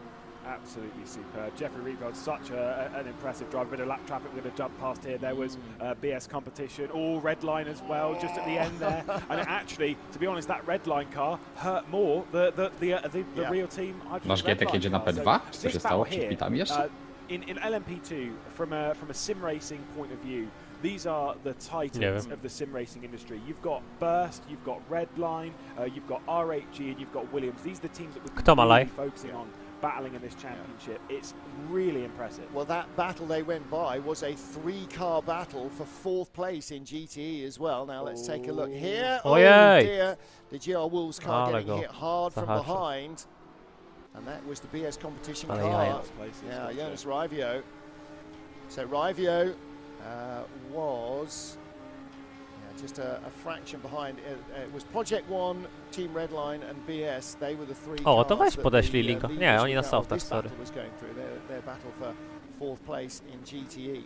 And again, around the outside, stick to your line and make him go the long way. And you have to be really, really coming out of the Parabolica with a head of steam if you're in 2nd to get the long way around the outside. And w to mi graj. Louis teraz najszybszy na torze. Pa jak idzie. 7 sekund do lidera. Take a look at Gordy Much's crash running through the Delarage. Andrzej, 7 sekund do lidera. Just lost the rear end, going in a little bit too hard. You're absolutely right. Widać, że się biją. Ale ten Jeffrey idzie piecem, nie? Paliwo zużywa, opony zużywa i robi 1.36. They qualified quite well. But then the issues with they were struggling to find a pro driver. They eventually got one, but then they got that penalty. Pokazywali tu powtórkę, to też ten Gietek tak bez sensu wjechał w tego lidera, nie? Tak miał miejsce, żeby z lewego ominąć i trochę spanikował. No, to prawda. On już się tak zatrzymał i stał w miejscu, to tak pewnie myślał, że już najgorsze za nim. To drive his line, to be comfortable, and to just not make a mistake and not get booked by traffic. Well, and that's the imponderable, is where the traffic goes, and you just have to kind of try and predict it. And like in the real world, the more you drive, the more you can predict it. But Rietveld with a look around the outside for Real Team Hydrogen Red Line, and that's a very brave run. But again, he's going to run out of grip and traction on the paint. And so Jonathan Aberdine, line and length, just hold your racing line. And like in the Cannonball Run when Jerry Lewis just, Sammy Davis Jr. just pulls the mirror out of the back of the Ferrari. I don't need to see what's behind me. That's exactly what you need. But down the inside, that's a good move. Jeffrey Riedfeldt, that time, sent it down the inside. And Jonathan Aberdeen, yeah, okay, door was open. He could have tried to shut it, but only probably at his own expense. So a lead Ale bez sensu zrobił, nie? Tyle walczył, żeby go puścić. Now Jeffrey Riedfeldt for Real Team Hydrogen Red Line. Yeah, and it's a really strong team, that one. Danny Nkadea in the car as well, Mikkel Smeedel. Danny Nkadea, as much as we've known him from driving in real world racing and the likes of DTM and goodness knows what else as well. A fantastic driver, but he has been in sim racing for much longer than I have. Yeah. On and off, has jumped in, but he's been racing like on and off like 10 years. In sim racing, so well versed to this style of racing. So jumping back into it, yes, that's maybe putting the pressure on, but he can handle it. Yeah, absolutely. He's not in a car yet. In fact, Riedfeldt started the race, so Mikko Schmiedel, their third driver, hasn't driven either. So we expect to see them coming in. Yeah. And now, will the leader be able to pull away? The answer appears to be yes. And by Dobra, how to ty much przyjmiesz will he be able streama to pull zaraz? away? And also, what tyres did he take at the stop? Ty zaraz streama expecting przejmiesz? everybody to be double stinting their No, chyba tak. tyres. Dobra, no to ja... Ale też nie wiem, stary, czy po prostu nie streamuj sobie do końca. Ja się pójdę umyć, ogarnę. Potem możemy też gadać ze sobą swobodnie, jakby coś się działo na koniec, wiesz, ile paliwa zalać i tak dalej. No dobra, tylko ja muszę iść zjeść obiad. Więc zostawiam po prostu relację Dobrze. i wracam za jakieś 15 minut. 20 no. Yeah, absolutely. I mean, double stint. A tu jestem z wami, czat normalnie. Some teams have said yes, double stinting's fine. Other teams have said no, it's a struggle. For the most part, it's been yes, double stinting is fine. Here comes Fordzilla trying to get past the race clutch. Alpine car just a bit further down the order, battling for 13th position. There goes down the inside Luke Browning, absolutely firing it into the parabolica and catching that one. That was a nice little bit of defence, nice little bit of move. And like trying to hold on to what is now 12th position, grabbing that one off the race clutch Alpine. But the double stinting tyres, it's fine. The double stinting is not actually the problem. But the thing is that we're expecting the LMP2s over a 4-hour race, because it's 35-minute stints, and again, don't trust the commentator's maths, but we work it out at 7 stints. The problem with that is that you've got właśnie, tu obiad jakiś jest podobno dla mnie. Ja cię kręcę, ja też idę muszę zaraz jeść. One set of tyres, Nikodem wróci. but then that final stint, you think, I can do that. And a bit at the end, yeah. It's the triple stint that potentially could cause the real difference in LMP. Yeah. Or do you just do a single stint and then push. a single and a bit? Yeah. Yeah, but that's another 20 seconds stationary, so it depends how close you are. Borja A 6300 zrobił na ostatnim kółku. Just hanging on there, isn't he, in the race clutch Alpine car to the back of Luke Browning, Borja Milan. Just about hanging on, but it was a good pass by the Fordzilla car. And again, the slipstream here, it's not inconsiderable, even in a modern prototype car, and it just can, if you just really time it right, it can really slingshot you straight by somebody. But then, of course, you immediately give a toe away. Okay, here's the battle now. Second. Yeah, this is for second. Jonathan Aberdeen and Yiffy Ye. Oh, is it? No, it's not. This is Seti Kamara and Louis Delatraz, isn't it? So this is the GPX Rebellion car. So this is battle for 4th place. Sergio Seti Kamara in the car he took over from Michi Hoyer. And this is the Rebellion GPX Esports car. These are our Le Mans 24 Hours virtual winners. Same lineup as well as the same team in car number 1. So Louis Delatraz, his first ever Le Mans was a sim Le Mans. His second ever Le Mans was a couple of months later in September last year. No fans. His third ever Le Mans in August this year, 50,000 fans. So I was talking to him, and we'll hear from him as well a little bit later in the race. It's been a bizarre Le Mans career for him. He won a virtual race, and then in August he very nearly won the real thing. Yeah, 5 miles short, really tough. But here he is, and trying to start this season off with a bang. Yeah, and it's like I say, it's an incredible team. The only difference between this team, at least in this race, of course, is at Le Mans Virtual last year we had 4 drivers. Yeah. So this time it's the team minus Raffaele Marcello, who was also in that car. It shows, though, considering that we're over a year past that point, you know, we're a year later, more than. They clearly get along very well. I mean, Nikodem and Kuba, the 2 sim drivers in that car, have been teammates for so long. I mean, they beat a team that I was in to a championship 6-7 years ago. Yeah. And they were teammates then with a driver who now drives for Coanda. And so they've got that great connection that they can, you know, when you have that, you can go, oh, by the way, the car's doing this, and then the other driver goes, yeah, I know, we'll do that, and then it's fixed. Yeah. And clearly Delatraz has fit right into that.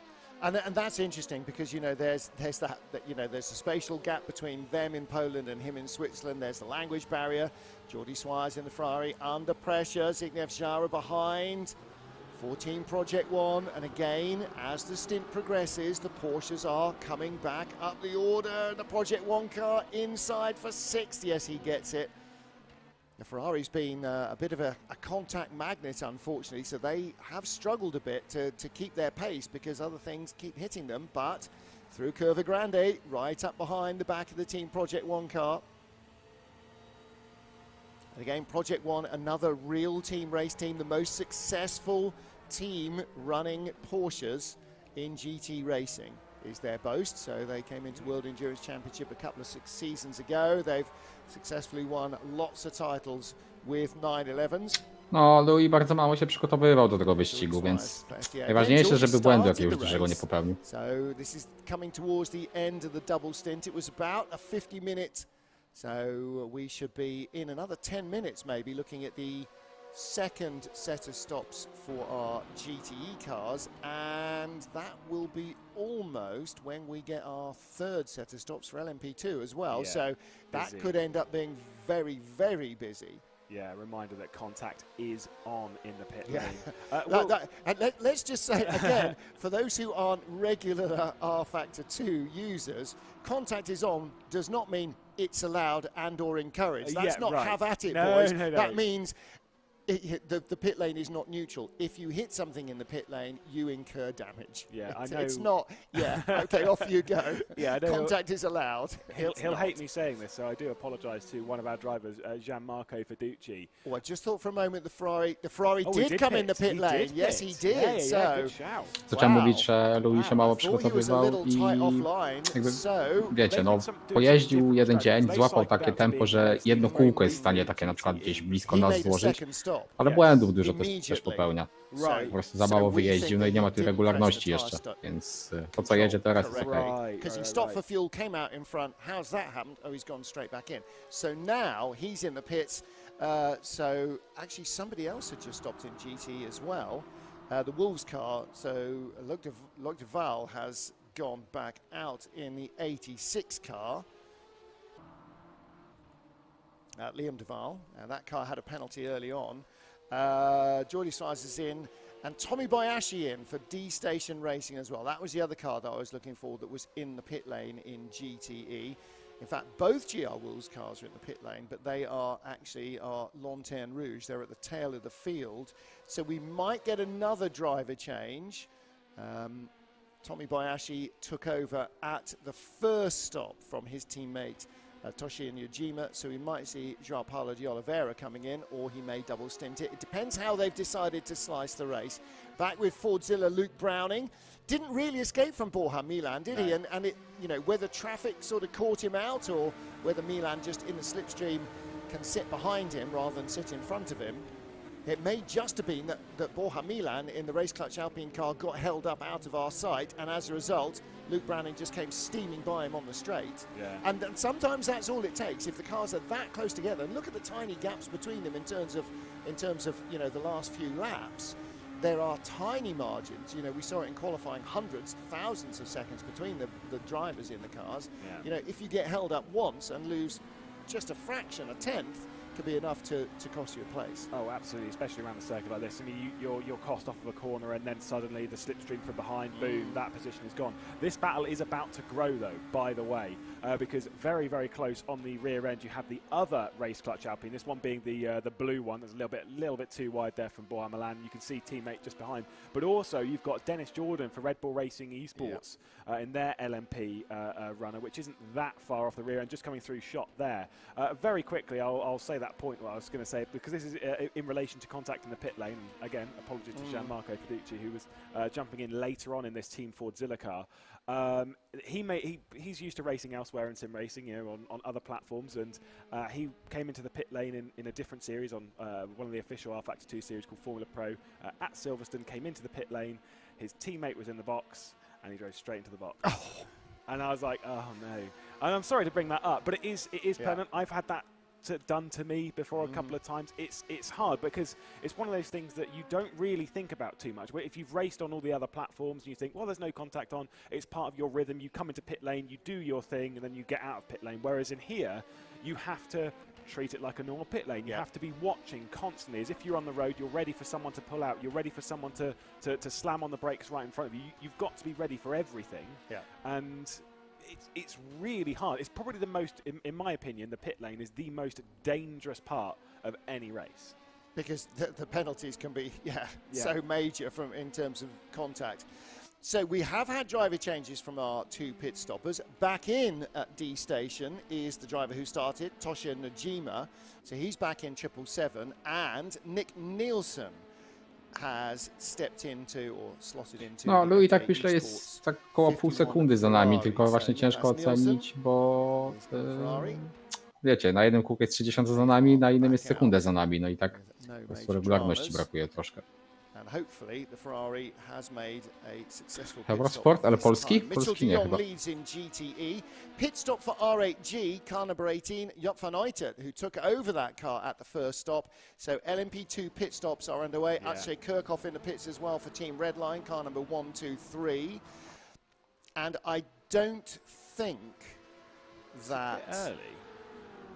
I don't know, Well, let's see who else comes in. Oh, no, it's about right. Yeah, I thought we'd be sort of close for both, but they are in.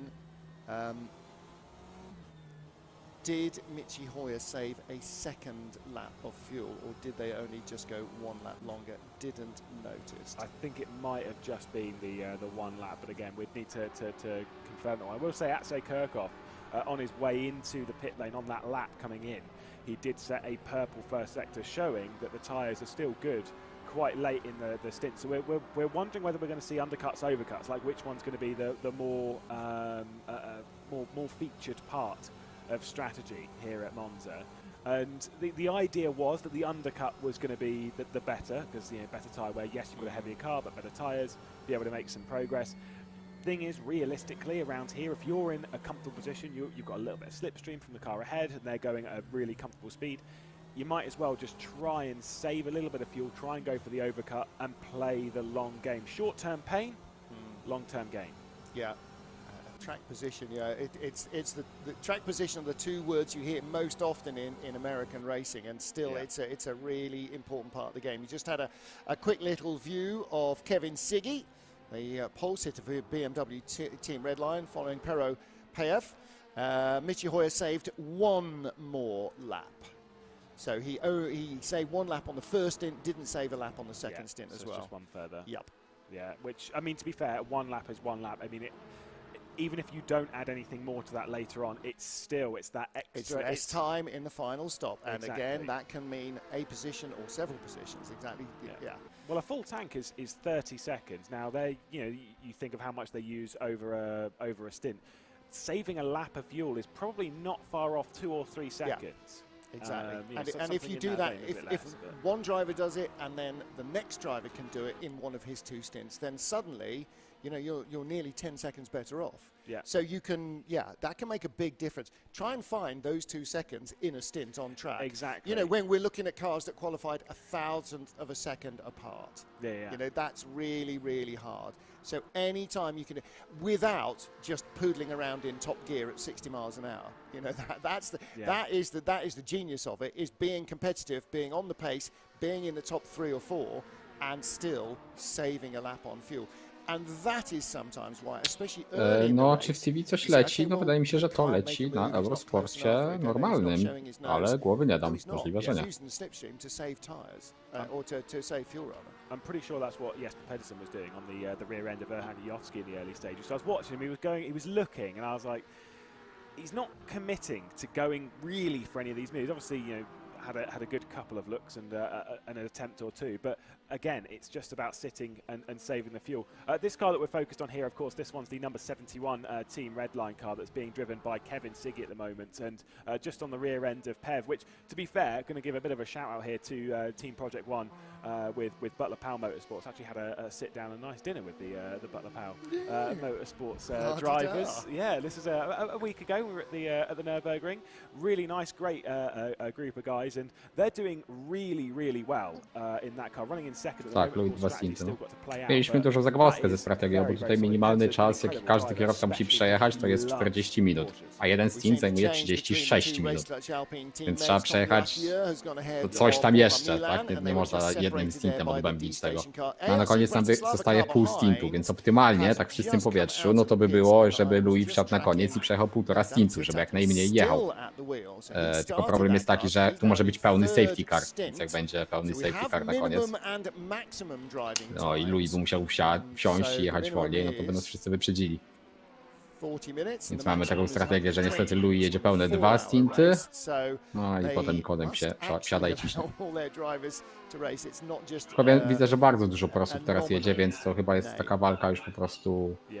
Potem wsiądą znowu szybcy kierowcy, no i wydaje mi się, że tam, gdzie Louis odda Nikodemowi samochód, tam mniej więcej dojedziemy. No. Well, no, that's the whole point of it, is so you have to do more than one stint. So you either put him in at the end and he does the last bit as well. Yeah, no, that's exactly what you want. You don't want it to be a no-brainer for the teams. You want them to have to work. Who's going very slowly? That was The an BMW. issue for BS Yeah, now Martin Stepanko. Right, that might be damaged because he's actually shown on timing and scoring as being in the pits, but he is. It's about on time. Car as well. Jovanaitis been in the pits a long while. Did I not say he was in the pits a few minutes ago? No, I said he'd taken over the car, so he's in the pits now. So Stepanko's in the pits for Team GB, but the 89 car going very slowly. I think it skipped the chicane. Let's take a look. Oh, contact. So has he got the equivalent of a front puncture? Oh dear, oh dear. So who's driving the Rocket Sports car? Might be who was it? It was Jan van der Heijden, maybe? Alex Buncombe. It was Al Buncombe. Yeah. So Jonas Raivio did used to drive, probably about this time last year, maybe a little bit before, did used to drive the Zancho Simsport for the Zancho Simsport squad, which run Rocket Simsport. So I don't think he's teamed up too much with Al Buncombe, but particularly his teammates, Jan van der Heijden, they've been teammates elsewhere in sim racing quite a few times. Devon Browner joined just as Jonas Raivio departed that team, and very recently picked up a drive at the BS competition team run by Florian Harsper alongside the likes of Alan Terzic on the R Factor 2 side. They more focus elsewhere in sim racing, but Alan Terzic and Jonas Raivio being their R Factor 2 drivers alongside the likes of Mohamed Patel and Michele D'Alessandro, who drive the Marla car. Florian Husper's been involved with BMW's real life racing teams as well for a large number of years. Driver change in the 55 BMW Team GB car. So who's got in now? That's that race clutch in. Yeah, it was Keithley. Yeah, so he's taken that one over. So it was, where have we gone? It was Martin Stefanko who started. Jack Keithley has taken over their third driver, Sami Matti Trogan, who's their pro, will take over later. There is the BMW Team GB car, that is on its outlap. Timotej Andonovski in the pits for Tesla R8G. Now he started the race in the 888 car, so he will probably be out. Dane Warren also in the pits in 88 for Proton. That car in 9th place currently, and so that will be likely a driver change as well. Dennis Lind is in the 111 Red Bull Racing machine, so I think he will probably stay in. Mitchell de Jong leads from Kevin Siggy, and Peropayev in 3rd place for Team Project One. On board with Jack Keithley. Ja, it's okay. Great view out through the window bars. A little wave there on camera. He does always like. I've watched a lot of racing from Jack Keithley, and he always likes a really low camera angle. This thing is, to be fair though, with all of our camera feeds coming in from all of the drivers, I do like seeing some more interesting. It's not it's side on view there. You can see his rig. I'm like, yeah, okay, cool. At least get inventive with it. You know, find something different. But Keithley's. He does a bit of endurance racing, but he's very much a touring car driver. Absolutely does. Loves touring car driving. But watch out for this driver. Obviously, it's a little bit of a while away. When we go to the Nordschleife, in sim racing terms, in touring cars and such, regarded as one of the best around the Nordschleife. So. Tak, no to jest tempo po prostu jego. 35200 na ostatnim kółku, dobre Now kółko. they stopped earlier. GT pit stops are fully underway. Mitchell de Jong in from the lead and Peropayev in from 3rd. Team Project One, in fact, from 3rd and 4th. Both of their cars now in the pit lane. Kevin Siggy leads. He stays out. Jonas Raivio in the BS competition car. He stays out as well. So 2 BMWs, as we saw before, going longer than some of the Porsche rivals. But the BMW Team GB car of Jack Keithley here has already left the pits. That came in a couple of laps ago. And there are also pit stops underway. Race Clutch Alpine, both their cars have been in. Axel Sports have been in as well. So I think a driver change as well for Axel Sports. That is Alif who has taken over. So that is the number 21 Axel Sports car. So, Mohammed Alif, did he start it? Don't think so. I don't think Josh Purwine started it though. I can't remember. It must have been Aslan, but I can't fully remember myself. Purwine's actually a really good driver who's in that car. Quality sim racer, was one of the McLaren Shadow finalists back in 2019, and really is a superb driver. We're looking here on board with Yiffy promoted up into 2nd position here now as our race leaders have come into the pit lane. The number 70 is down, and then they have gone for a driver change. Mikkel Smedo, the Czech driver, is now behind the wheel. WRT in the pits as well. Marla Racing Team in the pits as well. Fordzilla in the pits. ARC Bratislava in the pits. David Zatak may well. 120 minutes, yeah, he's 15 minutes shy of his maximum driving time, so that comes well for them. So he may, that will probably be the end of his race, because they're unlikely to put him in just for the last 15 minutes of the race. That doesn't divide up very well.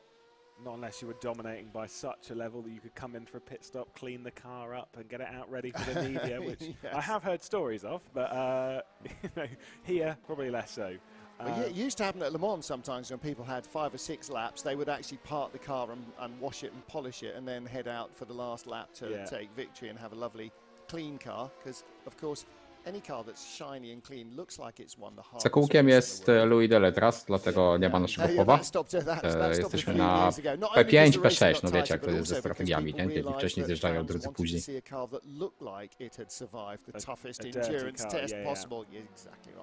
Jonathan Aberdeen, then our race leader for the Alpha Industries by Collis Burst car.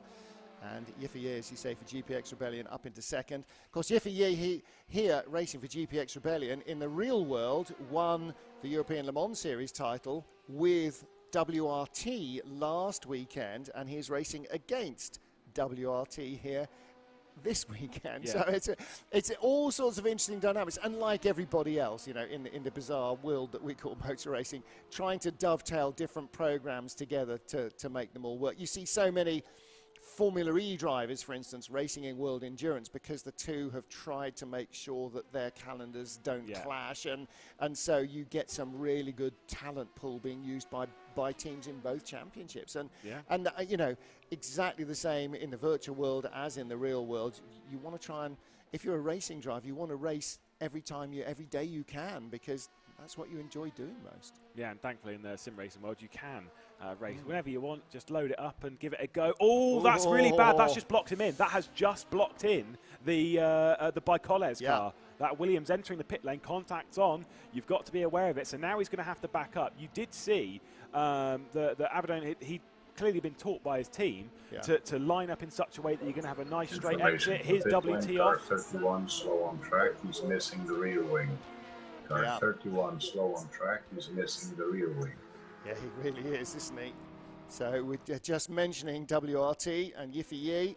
Yiffy Yi in the pit lane for GPX Rebellion. Jonathan Aberdine in the pits as well. Sergio Seti Kamara for Bicoles. So both Bicoles cars are in the pit lane. Our Le Mans 24 Hours Virtual winners are leading Louis Delatraz, but the WRT car... That's having problems. Yeah, that is going to take a long time to get back.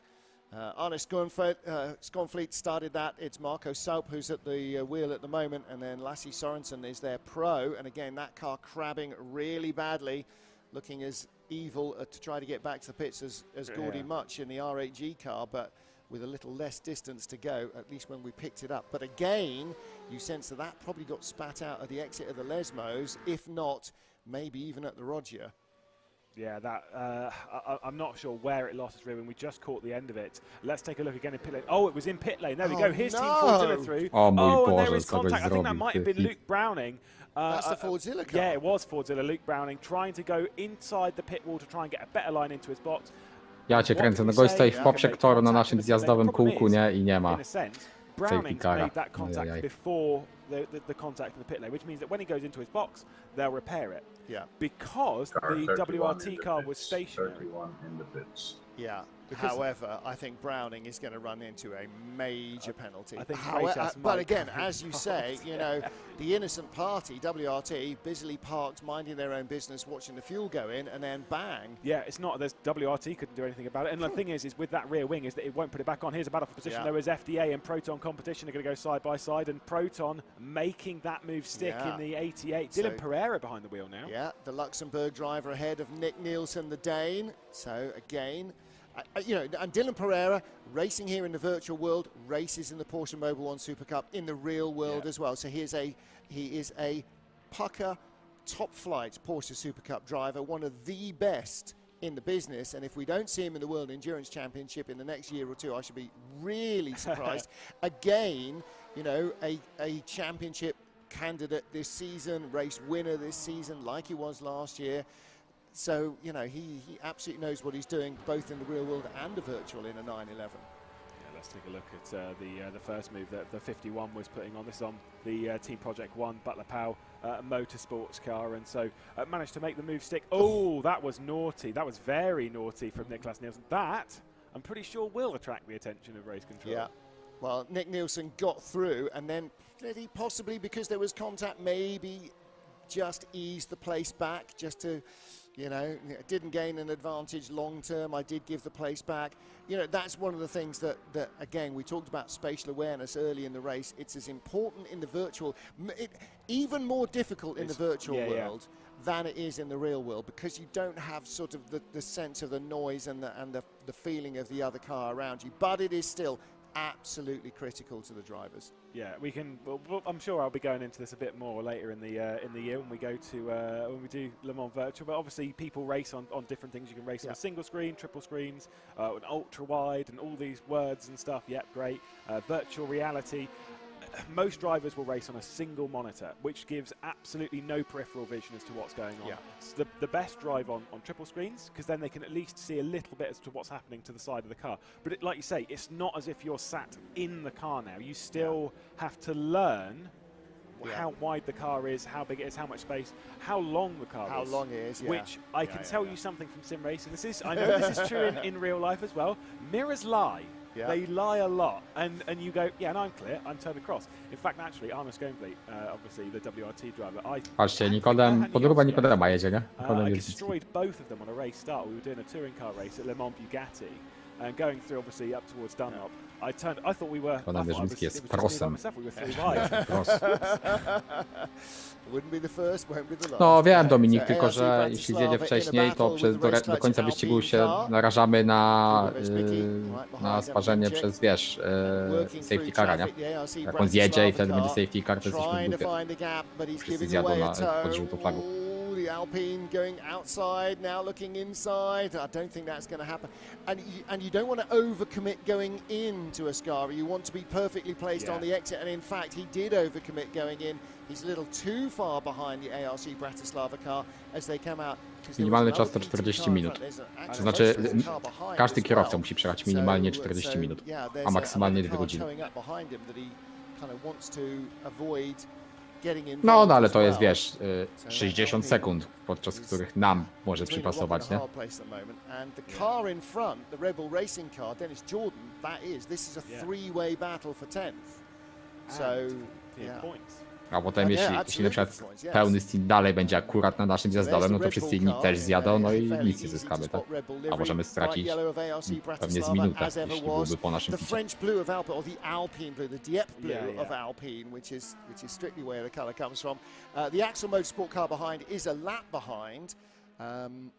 So in fact he is chasing effectively Gordy Much in the R8G car. That's in 15th place, so it's not part of this battle, but is going effectively as quick, and so could be a real problem for the Alpine if the three cars in front hold Nie themselves rozumiem, co ci ludzie robią w pitach. Oni, My tyle zyskujemy do nich. No, O co chodzi? Ale Ale lejemy najwięcej paliwa, ile się da. when you're in the Alpine and you're battling for position with the cars in front, what you don't want is somebody who's a lap behind you or multiple laps behind you getting in the way. Yeah, absolutely. Yeah, you'll be keeping your eye on him, thinking obviously in this scenario, looking at Elif being like, please don't. Could you just go away? Dennis Jordan's like, oh, let's just find as much traffic as possible so I can pull away. And right there, Dennis Lind, of course, not only teammate in Red Bull Racing Esports, but obviously actually their team manager is Dennis Lind for the Red Bull team here, just helping, just assisting there in the GTE. And yeah, but very, very close for them indeed. Absolutely. Battle for second. We're looking at Jonathan Aberdine, led a little earlier in the last stint. Yiffy came out of the pit stops with the race lead. No, chyba się przygotuje, nie? Jakby był jakiś full course yellow. No, tak, tak. Stary, no co ci ludzie w pitach tracą tyle, nie? Jesteśmy 8 sekund za P2. Car 966 car 31 under investigation. Right. Incident A co mają stanowisko kontroli. No dobrze mi się, Patryk, jechało, tak nie jestem jakoś super zadowolony z tego stintu, mogłem lepiej pojechać, no ale nie było tragedii. That is a massive mistake. 5 cars out of the race so far. The number 5 Williams Esport car, Yas Heat, the number 49 machine. 65 Panis Racing, again, we lost them early on. GR Wolves 87, didn't see what the problem was for that car. Did he got involved with the Gordy Much incident? I don't think he did. And Może nie, jak wszyscy tam zjeżdżają na tym samym kółku, to tam coś musi cofnąć, żeby wyjechać, coś tam się przyblokuje. And has not re-emerged. I'm not sure quite what the issue was. You sense that is probably a connectivity issue of some kind, and so they are out. So GR Wolves 86, 33rd place. That is our last running car. And they are in 16th place in GTE. Our race leader on lap 70 as we approach the end of the 2-hour mark, or the 2-hour mark. So 5 minutes to go to halfway here in the 4 hours of Monza. Race 1 of the Le Mans Virtual Series. And you're looking at Dobra, to ja zaraz przyjdę. Tam jego słyszysz na tesie, jakby coś chciał? Kirchhoff's just behind him according to the timesheet though, so I'd say Kirchhoff is knocking at the door after setting some very, very good laps. Was Kirchhoff, and now he is applying the pressure himself. So he, a podium is very much there for the taking. Race winner, Mikkel Smedel and the real team Hydrogen Redline car. They've, as near as makes no difference, gone at this point. They're over the horizon. They've gone away. I'm here. Maybe they'll be able to get dragged back in a bit later in the race, but right now the focus is on grabbing second and then focusing forward from there. Yeah, because they're 15 seconds away. But then 1.1, half a second. Look at the battle, 5th to 6th as well, that's under a second. And then 11th and 12th, that 10th, 11th, 12th, or 11th and 12th battle is it now, because it's broken up a little bit. Again, less than half a second in that one. Pit stop for car number 8, R8G. Was there a driver change there? Well, Gordy Much appears to be Information to the pit on an lane. outlap. Information to the Yessi pit Crone lane. in Car 38. 966. 1 minute stop and go penalty for causing an accident in the pit Again, a lane. late substitute, Car very late substitute in 966. that 1 car in minute stop 38. and go penalty In for for Mike causing an Epps, accident in and the pit as a lane. result they had a 10-second stop and go for a very late driver announcement. That was at the beginning of the race. So the Autosport car right at the tail of the field, unfortunately for them, in LMP2. Widziałem. Information No, to the pit na lane. lapku patrzę. Information to the pit lane. Car 966. 1 minute stop and go penalty for causing an accident in the pit lane. I'm shocked. Car Minutę musi goś czekać. 966. 1 minute stop and go penalty for causing an accident in the pit lane. But yeah, I mean, that's kind of the bare minimum, really, isn't it? Right. Now, you said about the WRT car number 31, you said that wing will not be replaced. It wouldn't have been replaced in that stop because Aha, essentially I the see way what it you mean. works Yeah, is the stop has already begun, so you can't really adjust it as it's on the fly. So you would have to go out, do the full out lap, come back in, and then repair the car, which you know is What's the gap to is P4? issues in itself. But it's the way it's done. Here comes Atsay Kirchhoff though. Okay, wait. Let's see if he's going for that move. He is going for Yeah. that move. What a move as well. Aberdeen got held up in traffic there, and when you're off the throttle coming out of a chicane rather than on the throttle, suddenly basically you've selected reverse. Yeah.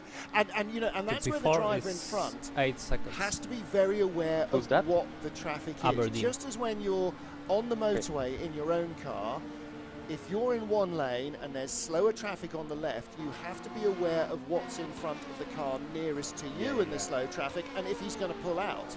And it's the same deal here. Slower traffic, suddenly he's aware, okay, Aberdeen's going to be really stuffed on the exit here. I've got to be not just ready to take advantage of it, but ready not to drive into the back of him because I'm not really paying attention. Yeah. So you know, and these guys are fully paying attention clearly, but you know that's the way all motorway accidents happen. So you didn't notice what was happening in front of them. So you've got to read the traffic and then judge not only what the traffic is doing, but what the guy that you're trying to overtake is going to have to do as a legacy of it. Yeah. So it's a sort of double jeopardy. What's the slowest car going to do? What's the next car going to do? Yeah, back when I was doing endurance, I'm always in the highest category, and that is not a thing of my skill. I'm not that fast. It's more so that I actually would say that in some cases, the higher category is the easier one to judge in traffic because you're the one that instigates the move. It's your responsibility to do it in a clean and safe manner. And what you'd end up doing in this, when doing it, is you'd get your timesheet, your you know, not live timing, but you've got your delta engaged to the next cars and whatnot. And you'd get it to so it would tell you when the next car's going a lap down, etc. And you would be looking at it thinking, right, there's a GTE that's 4 seconds ahead. I'm coming through Curva Grande. I know that I'm going to catch it at Lesmo 1. So I want to back off a little bit so I can then get in as I've left Lesmo 1. So you're losing less time. That traffic management is critical at this level. If you don't have that in the LMPs, you're done. You're basically done. And again, like in the real world, so much of that comes with experience. You know, again, like the mirrors and the periphery thing, it's almost you get a feeling for it rather than an actual, you know, deliberate thought. It's just you know where you have to place the car, and that you can't buy it, you can't read it, you just have to feel it, and you have to learn it. You have to learn it by repetition, and a lot of what makes a racing driver is having crashes and then learning and then backing up from having crashes, learning what caused it and how to avoid it properly. Another good little battle here, Porsche versus BMW, the Tesla car, Simon Pilat trying to pull out from the slipstream of Luke Hartog. Couldn't quite get by for 11th place. We highlighted that as them only Almost being spun, half but a all second good. apart a couple of laps ago. Lost only 2 There's tenths. barely a car length in it. And again, the P2 car going around the outside. You know, If there's a safety car now, he's you need to okay pit there, for Luke fresh Hartog softs, in the Porsche FYI. in Curva Grande because there's room around the Okay. outside. If the P2 car had caught them 6 or 7 seconds later and Yeah, just safety jumped car, in I think front Nico here into should the join. Roger, suddenly the Yeah, Porsche no? is squirreling around because he's trying to have to slow down to not hit him, and and then, you know, the door is open for the BMW behind to try and take advantage. Yeah, Hartog's made a move on Pilate quite recently. Literally, I think a lap ago, we were just catching him in the back of shot running down into Ascari, very, very close. So that position has switched. And so now, obviously, the Proton competition car that's run by VRS Coanda Simsport is going to try and light the afterburners and pull away. It's the battle for 11th spot. You obviously want to eye up a little bit further down the road than that, but... Bo tutaj nie ma czasu na pierdoły.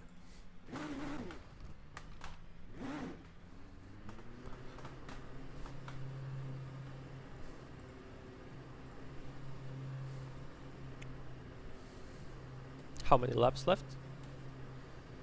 Have 47 liters. Quite a few. Okay. Incident between car 51 and car 57 under investigation. Incidents between car 51 and 57 under investigation. Fucking traffic.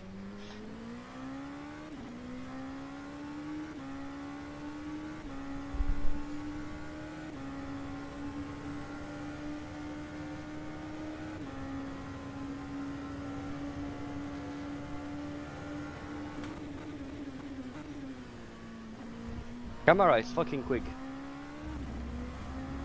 Or I'm fucking slow, but one of the two.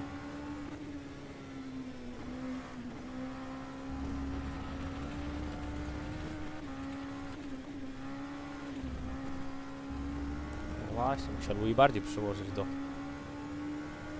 treningów. To by lepiej to wyglądało.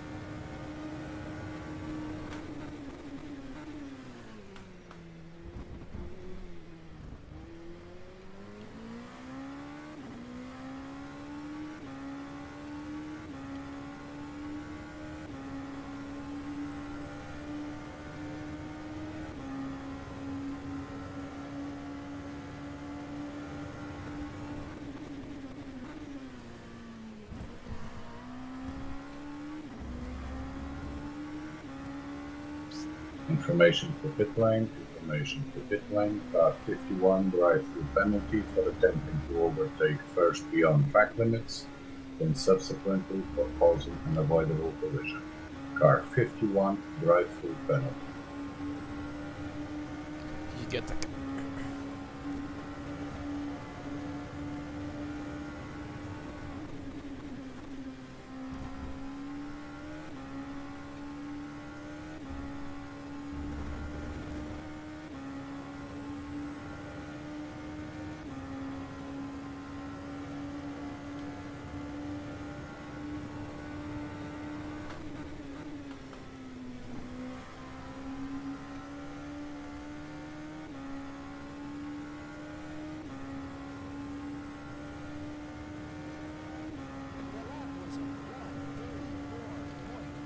Czemu zyskaliśmy pozycję? Aha, bo AC w picie.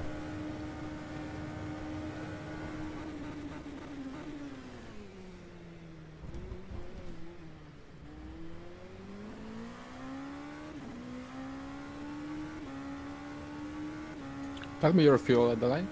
Yeah, let's move to now.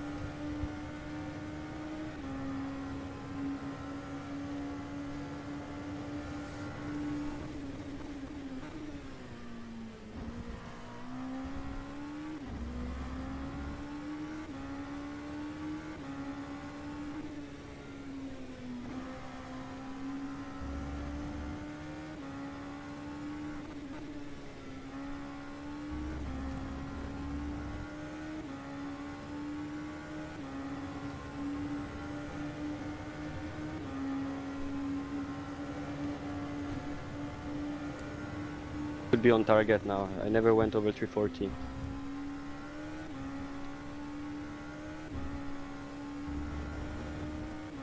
$378. 3778.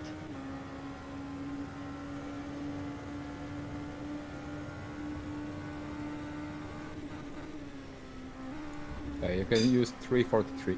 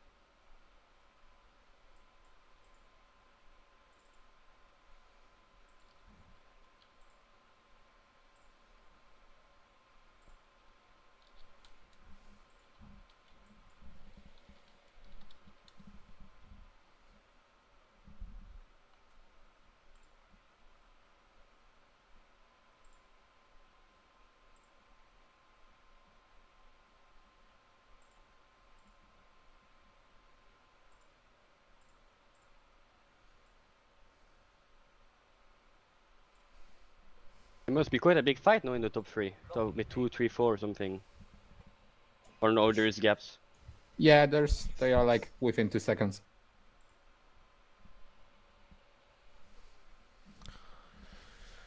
No to jadą zaraz, ja cię kręcę.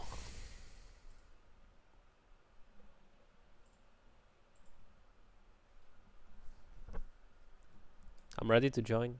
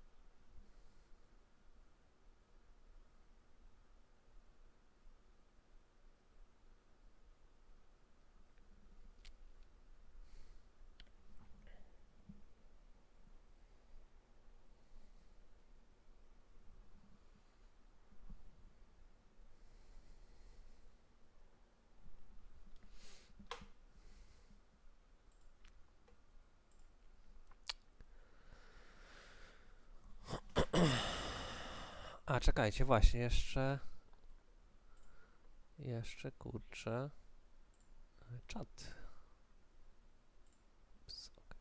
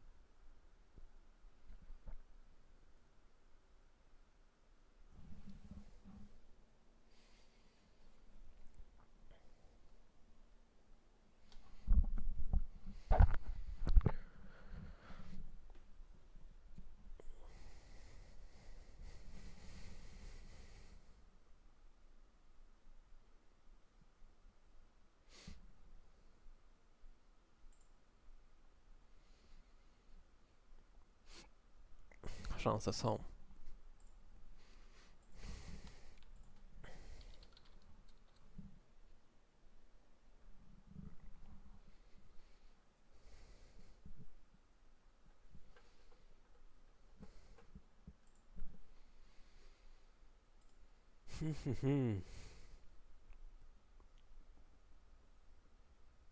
Skąd taką przewagę ten Schmidt zbudował? 22 sekundy mają? Nad drugim miejscem?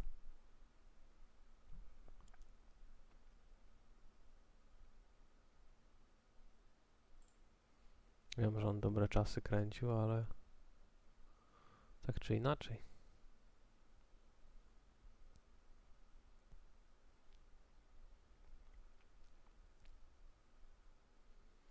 A my na P3 jedziemy, też pół minuty straty do lidera.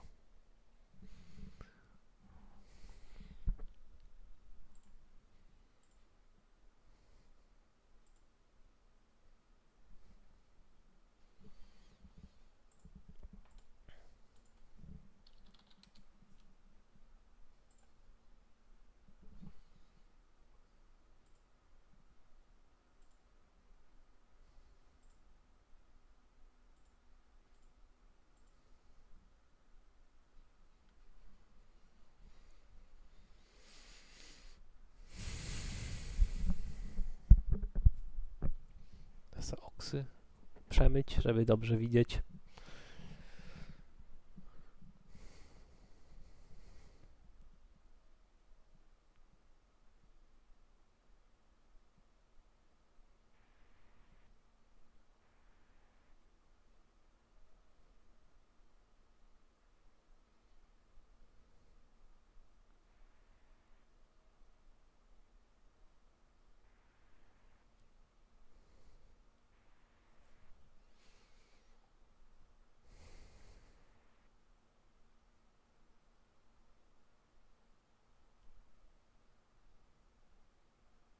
$17.5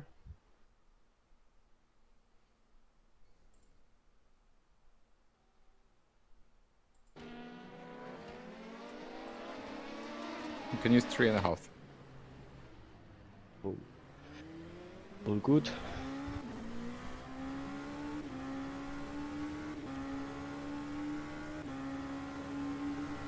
I'm on the server, by the way. Okay.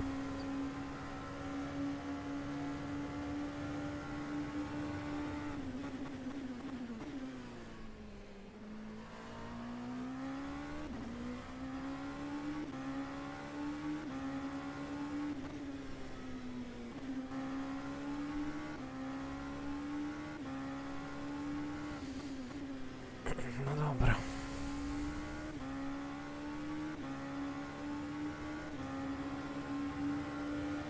Pokazuje 8 sekund do P2. To nie jest to zbyt dużo. Nie wiem, czy to dobrze pokazuje. Been quite lucky with traffic in the last 3 laps, to be honest. Michał w boksie zmienia opony.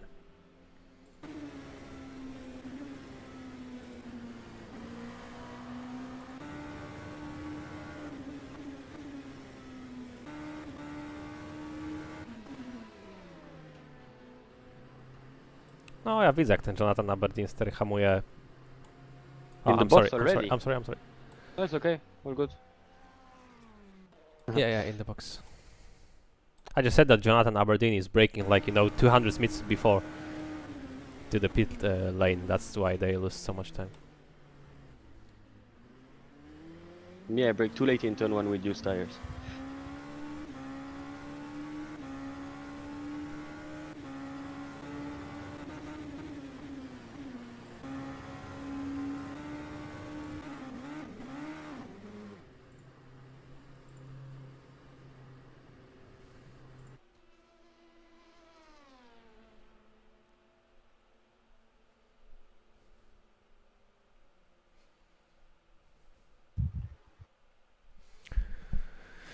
Teraz full course yellow, jesteśmy w domu.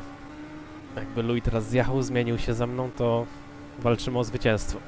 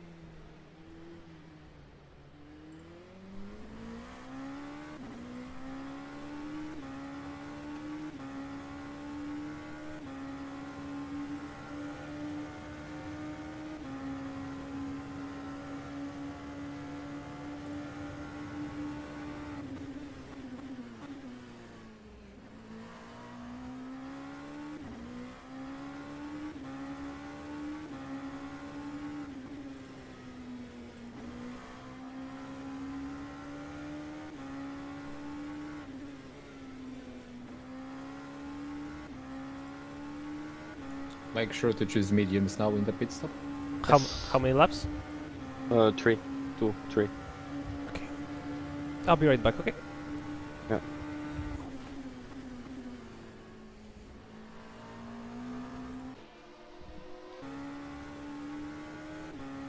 I'm in the car with you already. Yeah. So 75-liter mediums and all the rest is Default, yeah. And then I have choose to Nicola. select Nico, yeah. Yes.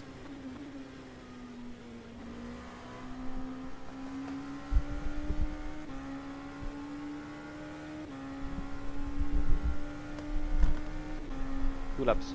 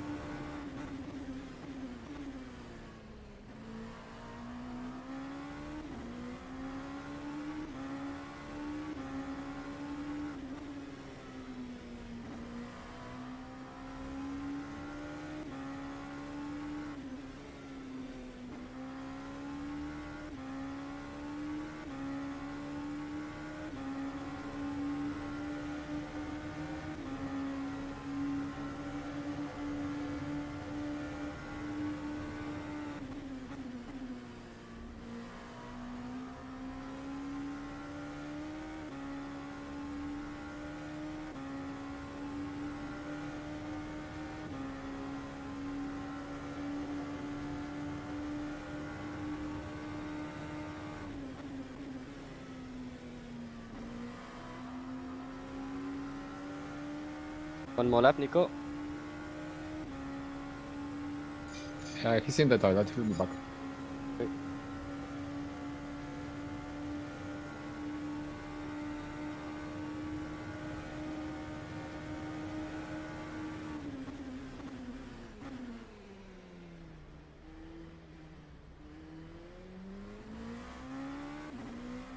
Last lap was good. If only I could do that every lap.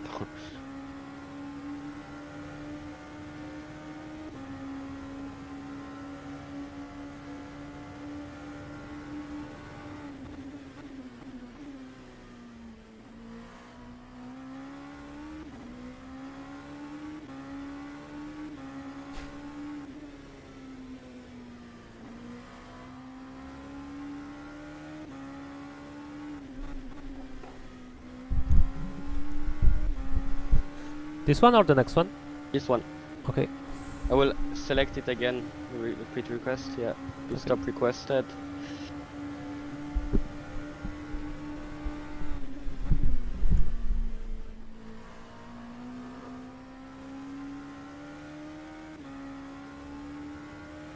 Okay, crew is ready for pit stop. Nico's mediums, 75 liter. I'm on a good lap. I'm 35 low now.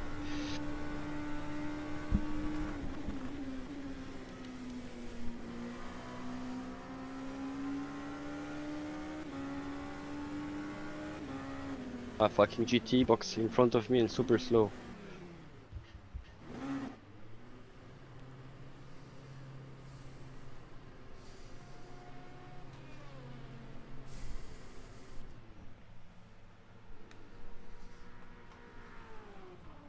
Ignition off, remember? Ignition off, yeah, now on, and I restart it in Yes. 30 seconds. I remember to start pulling away. Yes. Good job, Louis. Solid Fuck was distance. difficult. You know me. I will train more next time. Okay, Sete camera was flying. I don't know if it was the only one, but It'll be close for a podium, I think.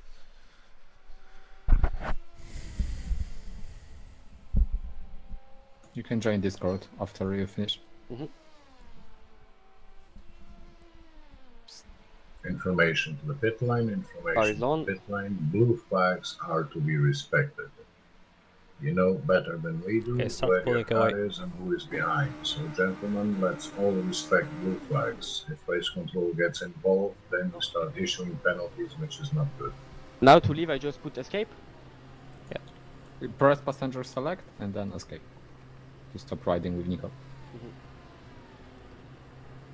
Have a good one, mate. See you. Thank you.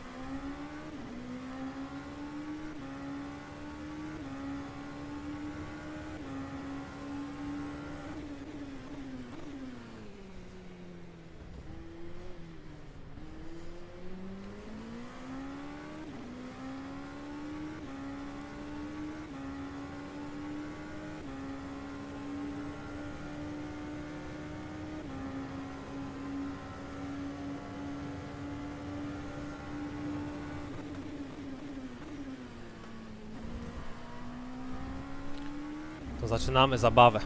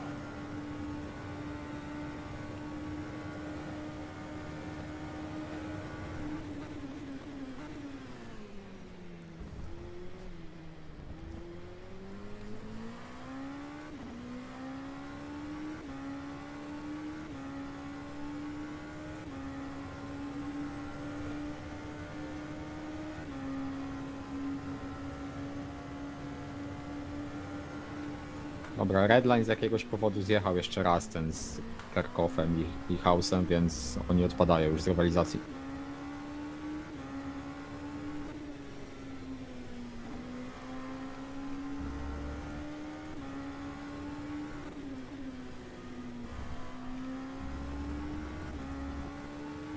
Świetnie.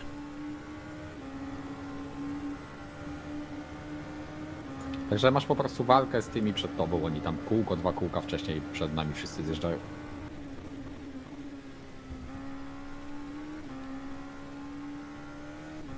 Czyli trochę w pitach zaoszczędzimy.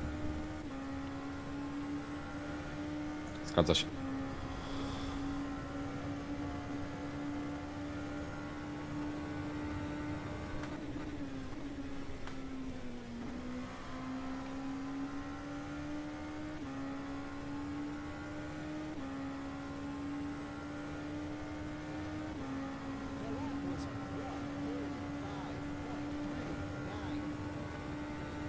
No, should be an issue.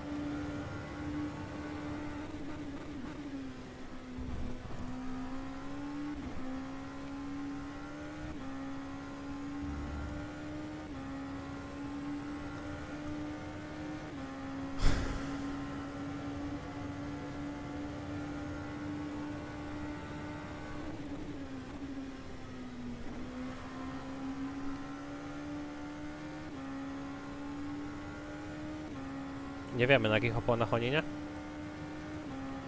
No, wiem tylko tyle, że drugi Williams jedzie na medal do mety. Reszty nic nie wiem.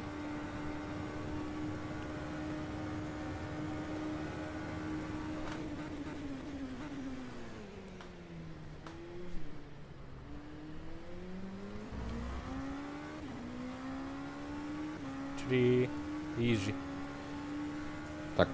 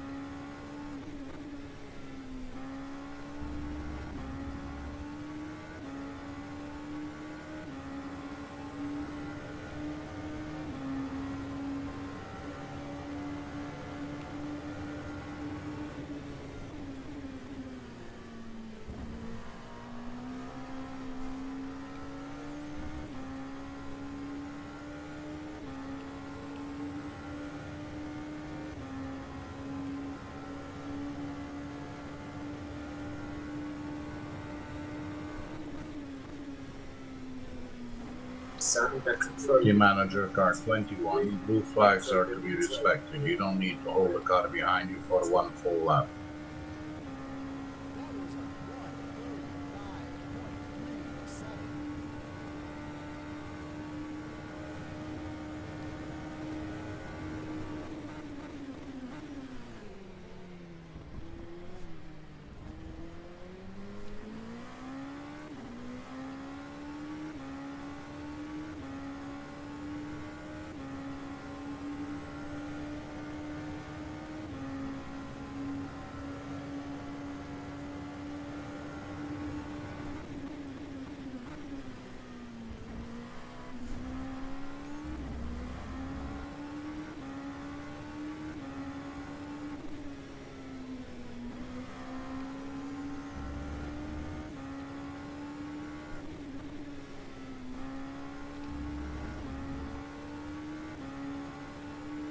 Mroczek tam posysa z przodu, także można go łyknąć.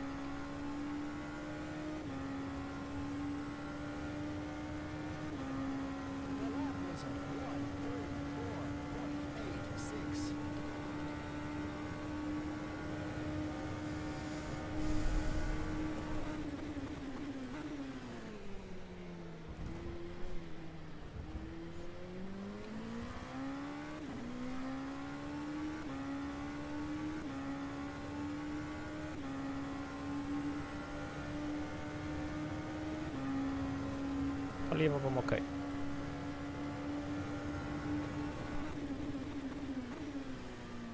Jakbyś chciał, żeby ci przeliczyć, to mów.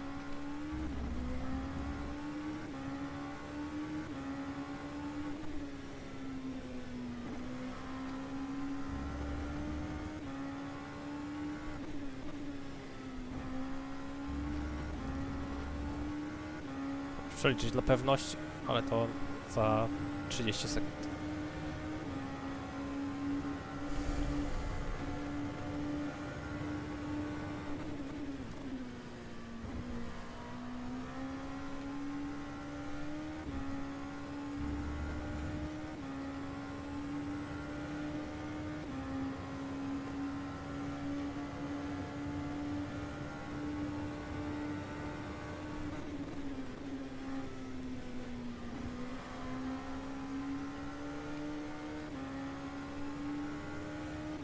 Na start meta mam 20 litrów i 20,8 policzę.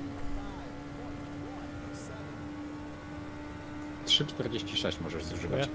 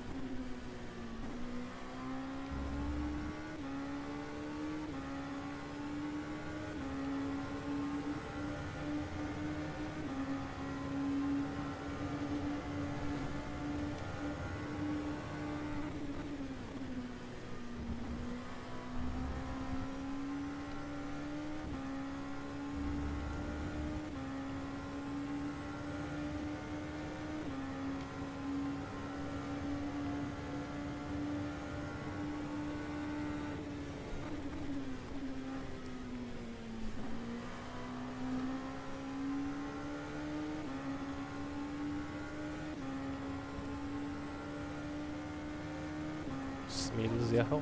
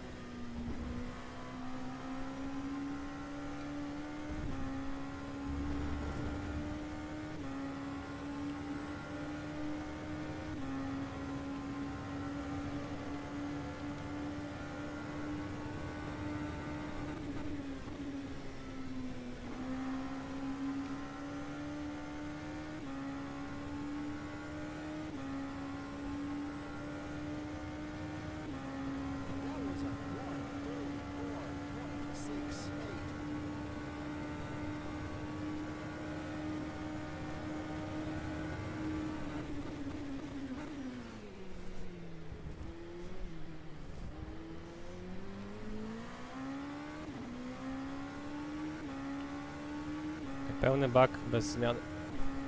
Zgadza się.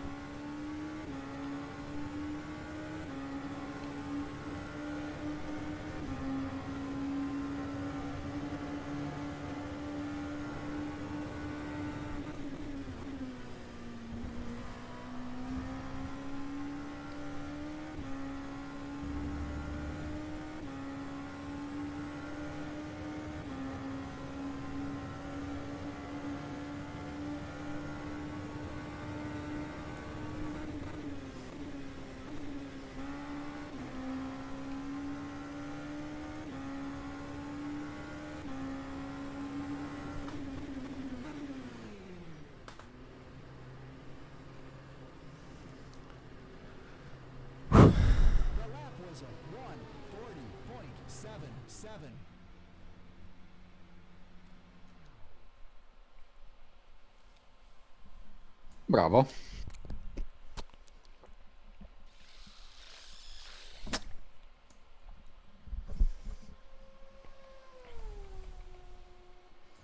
No, Redline zmienił opony, lider i będą bliżej teraz, ale ten Junkadela ma dobre tempo, na nowych gumach robi 34. Więc cały czas jest walka po prostu, wiesz, o P2.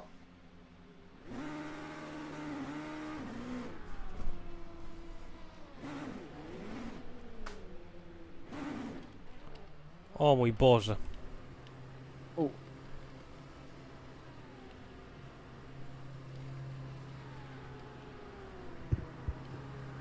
No to będzie kara dla nas. Do we have damage?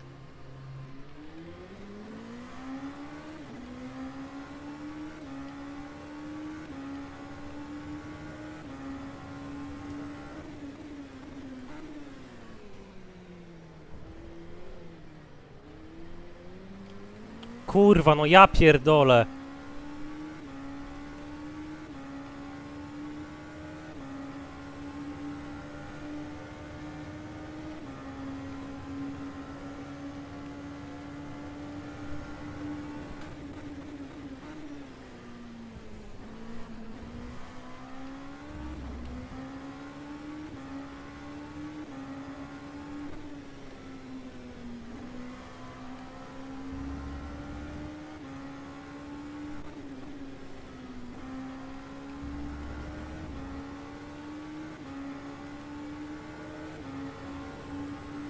Stary, tuż przed nos mi wjechał, jak wyjeżdżałem.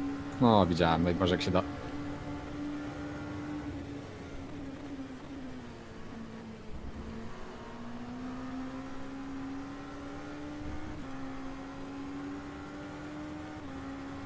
Chciałem uniknąć i w lewo od razu odbić, ale tak go zahaczyłem, że jeszcze zespinował się.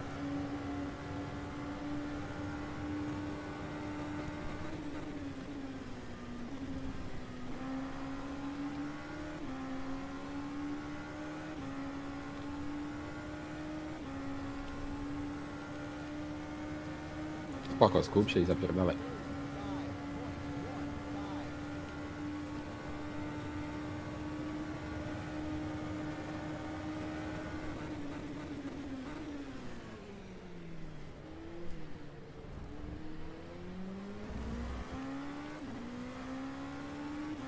Tak, pewnie drive-thru dostaniemy. No to możemy i tak na P5 skończyć. No ale musisz zapierdalać.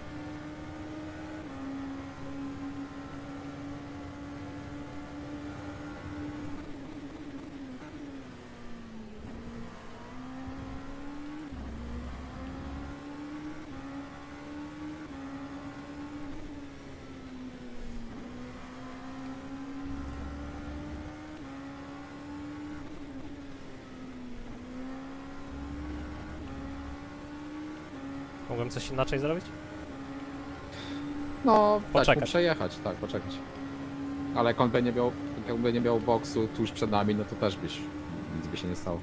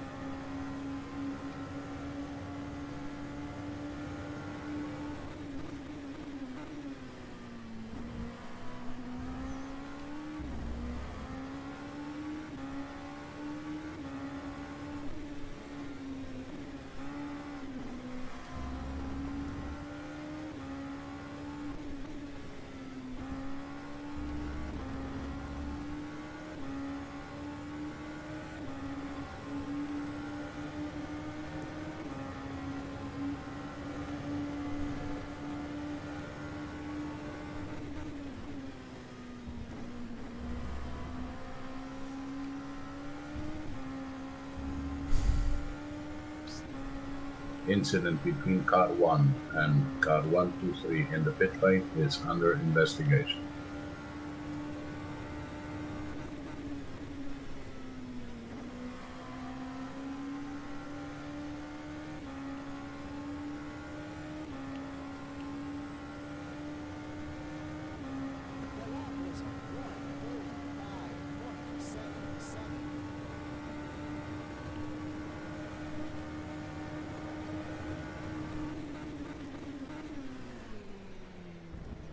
Nico, don't worry, even if we get drive-through, it's not a big deal. We have gaps.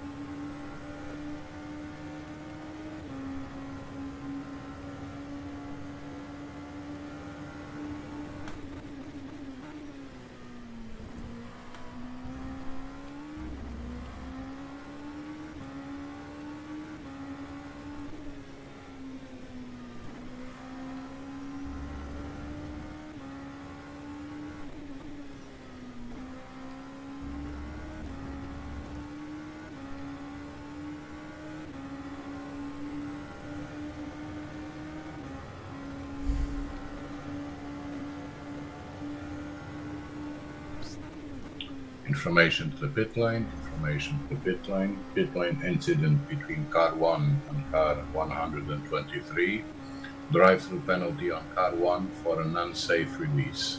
Drive-through penalty on car 1 for an unsafe release.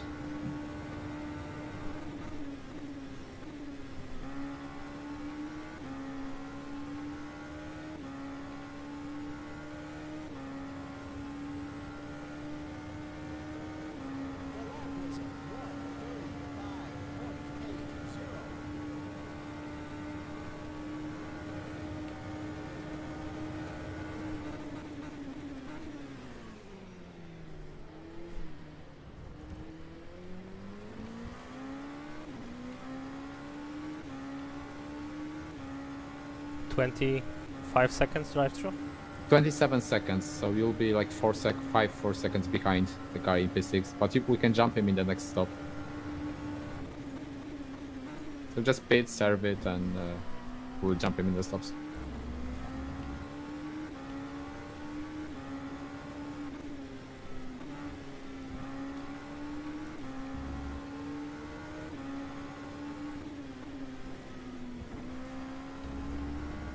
Now? Yeah, just get it out of the way.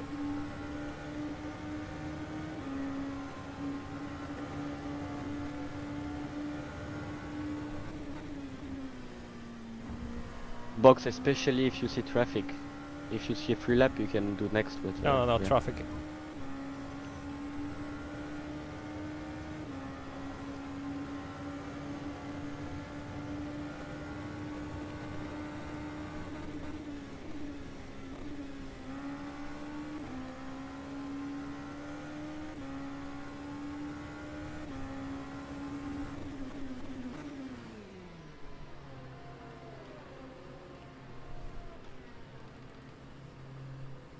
Dobra, chill. Obrońmy to P5 i będzie gitara.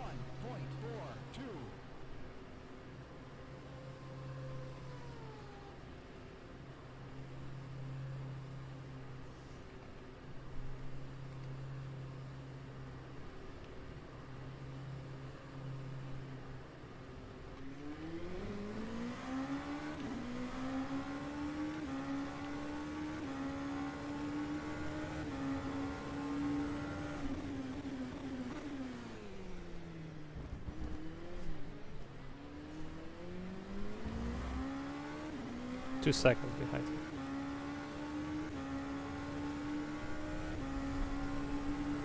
Jak go dojdziesz, ja bym nie walczył, oszczędzaj paliwo, będziemy mieli krótszy pit stop, wyjedziemy przed nim po pit stopie, a bezpieczny.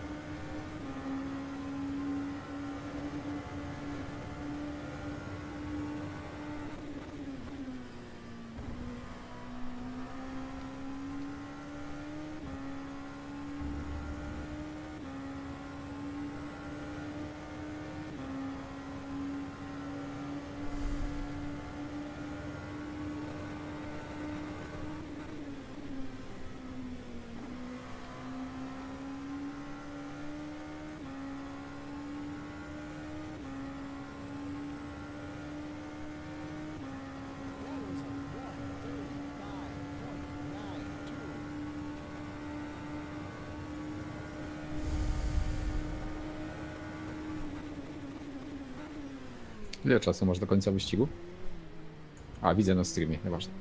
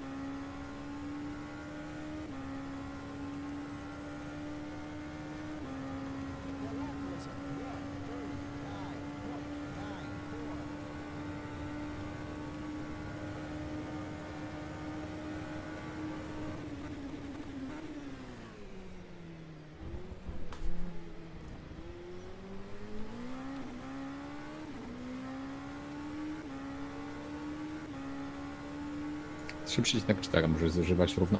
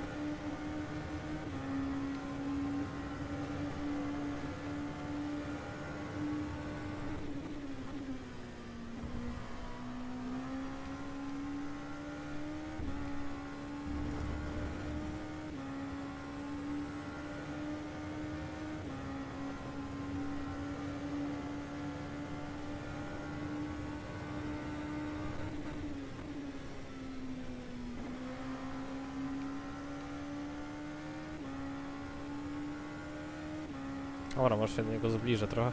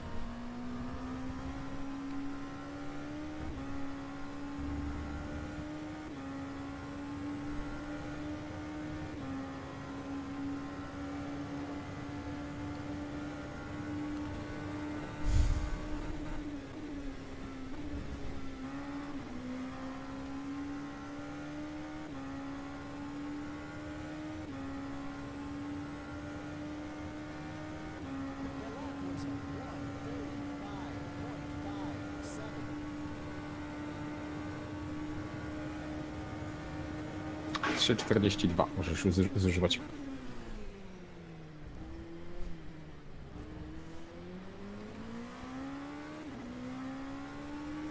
Będziesz musiał zalać około 50 litrów.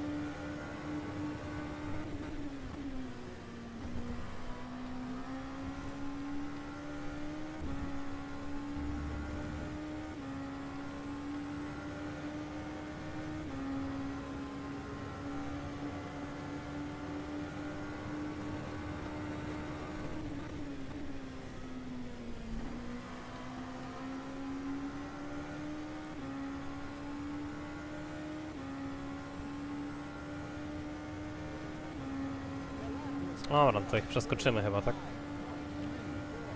Tak, tak.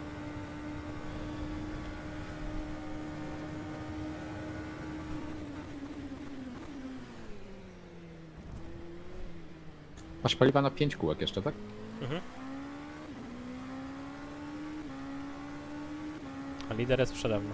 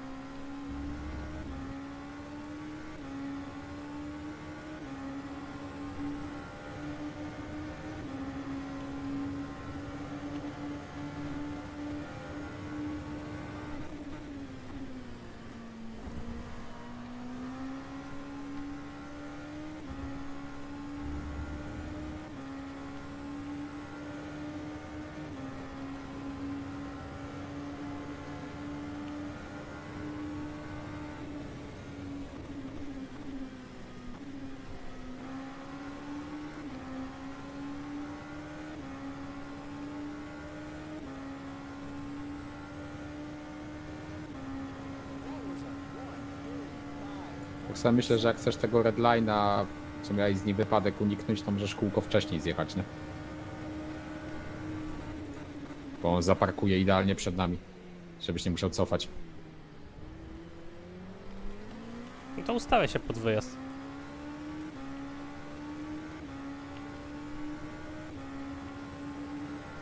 Ty też nie wiesz, kiedy oni zjadą.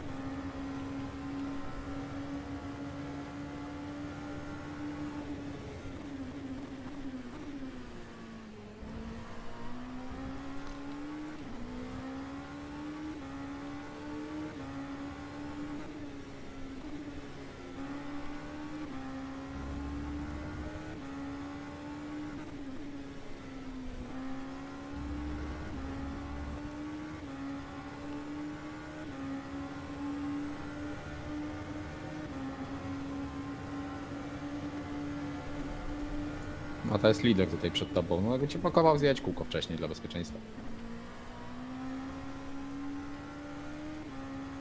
Okej. To ile mam zalać? Musisz mieć 56, jeśli zjedziesz kółko wcześniej, to musisz mieć 56 litrów w baku na wyjeździe.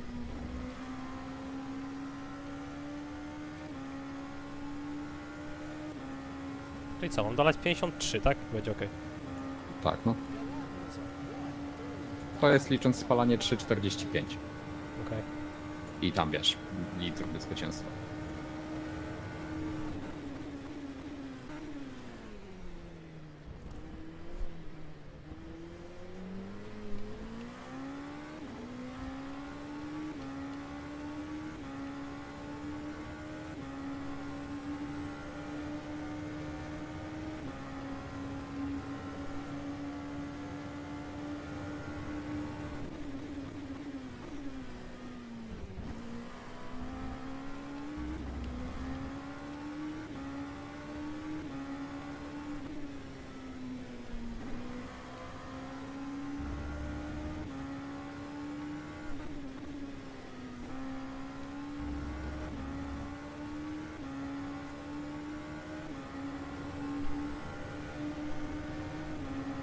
To na następnym zjadę.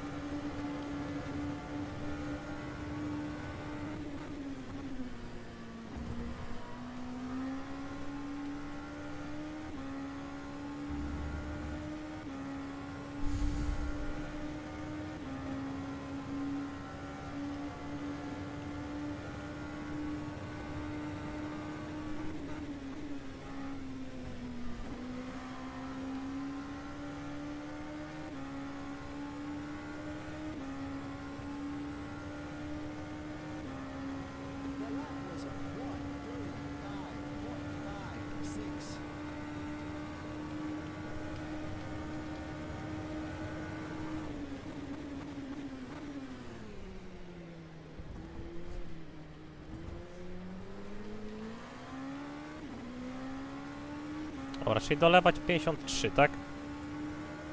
Tak, zgadza się. Na pewno. Tak.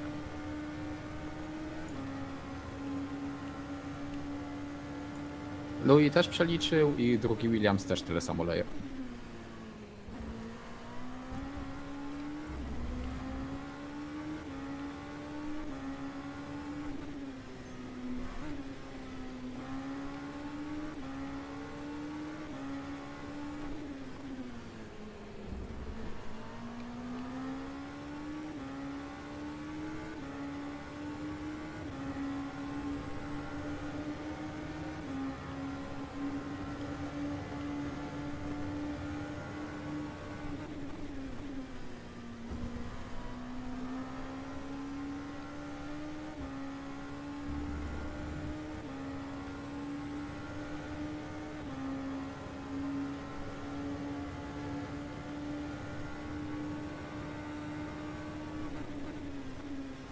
53 bez opon.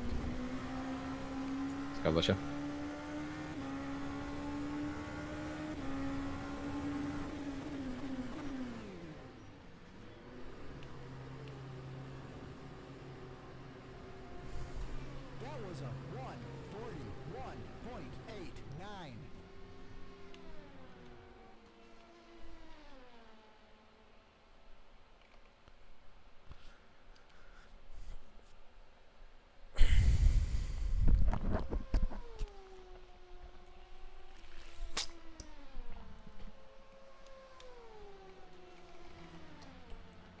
O, przepraszam. Dawaj P5 do metry, będzie gitar.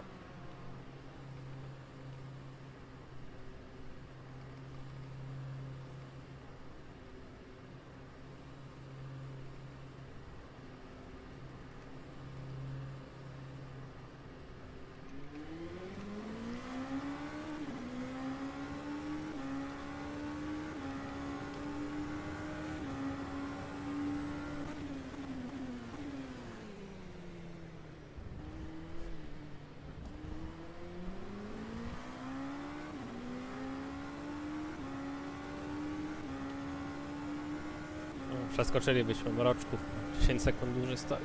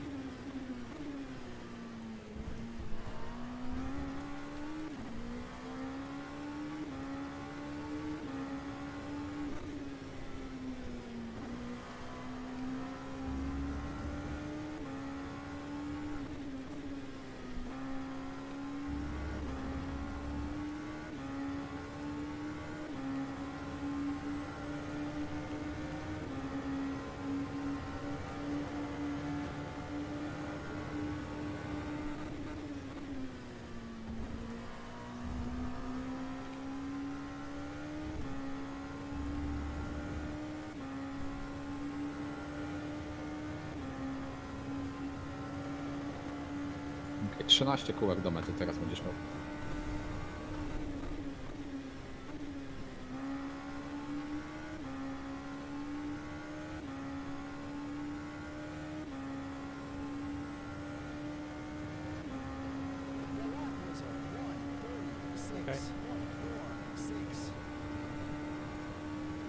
Czyli 3,6 możesz zużywać.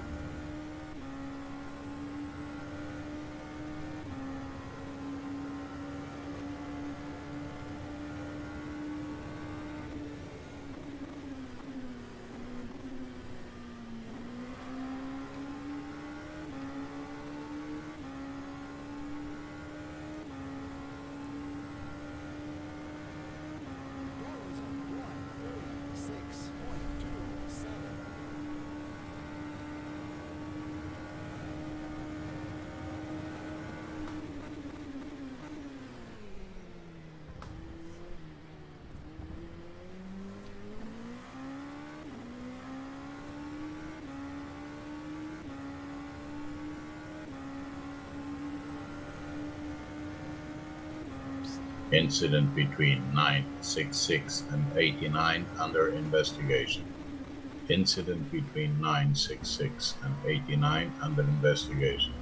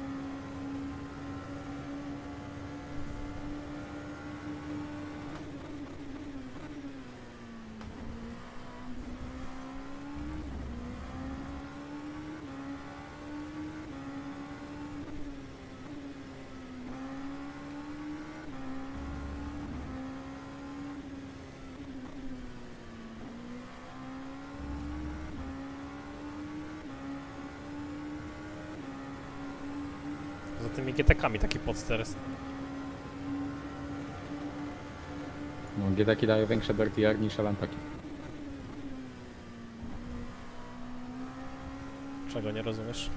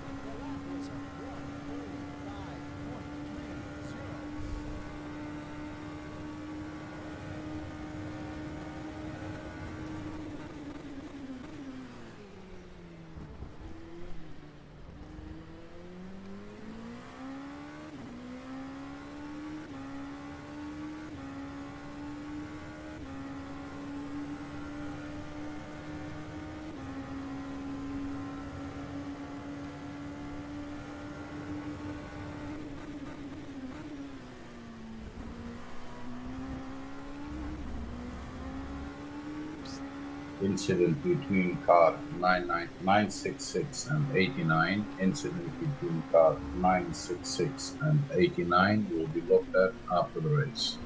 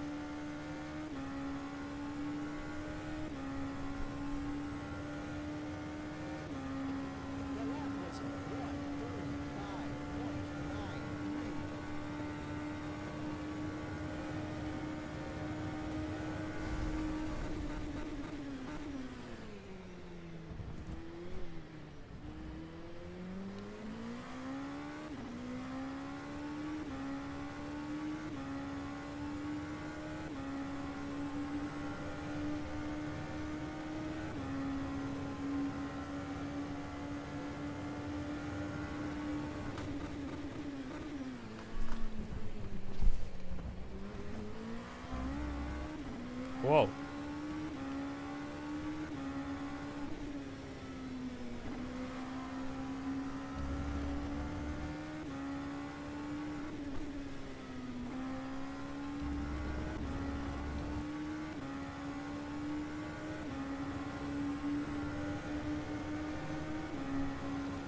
Oh, that was weird.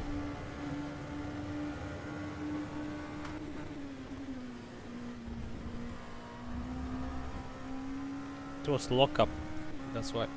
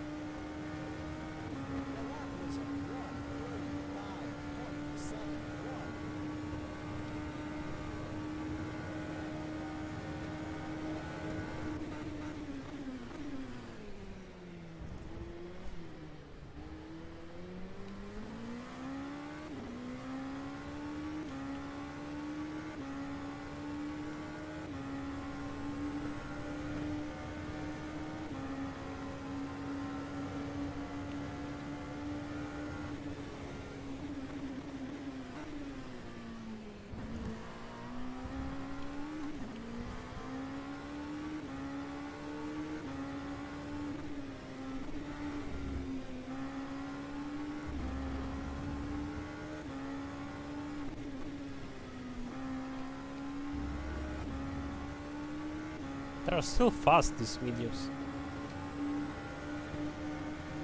What did you say? They're so fast.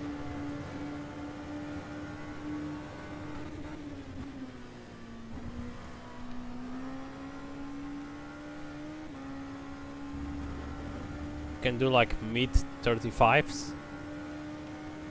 Who? Me on mediums. 13.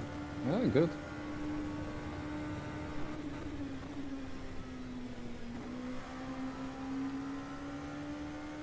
I had 4% less tire wear than during the testing per stint. That makes sense. Okay, 3 laps to go.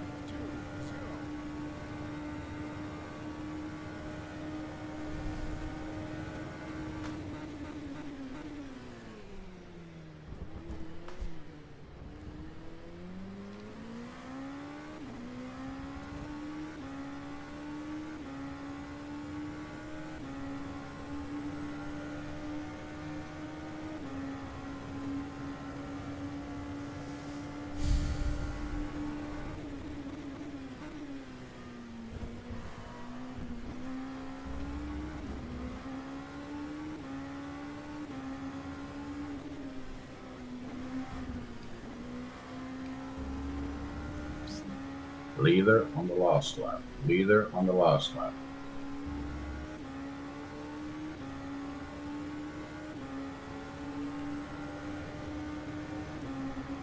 Ostatnio nam to mówił.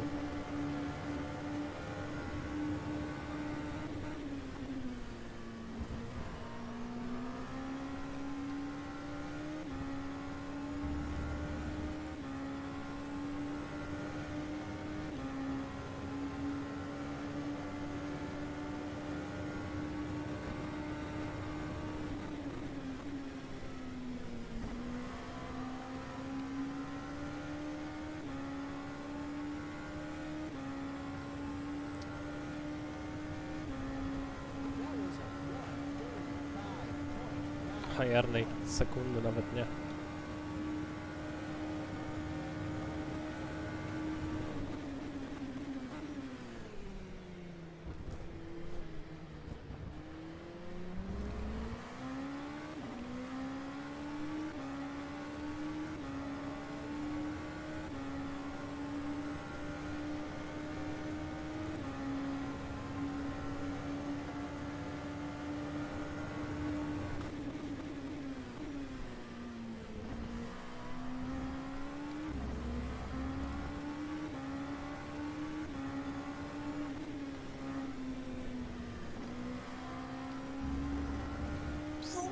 Checkered flag on the leader. Checkered flag on the leader.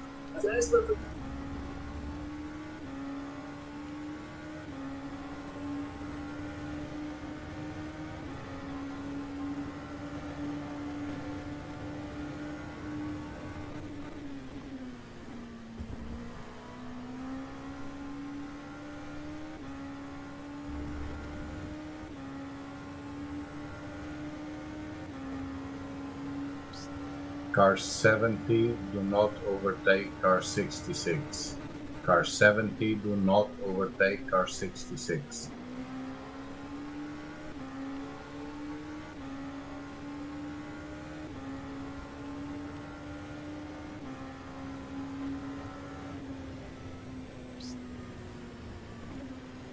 You need to drive back to the pits. Car 66 is not to be overtaken. We're not expecting any overtakings on the slowdown lap. We're not expecting any overtakings to be done on the slowdown lap.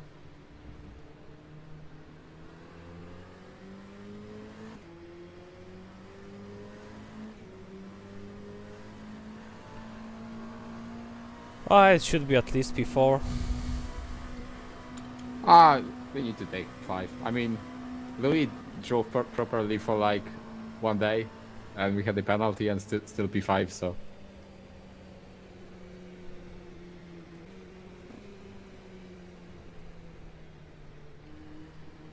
And this is the least important race, worth the least points, so. Can win the next one and be in the championship lead. Sorry, I was speaking, but I was muted. No, it's good job. Yeah, P4 we could do, but I wasn't fast enough in the middle to get close to them.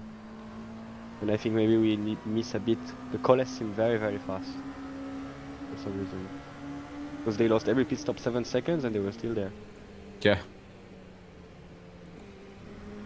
Yeah, we'll see. First race. Mm-hmm.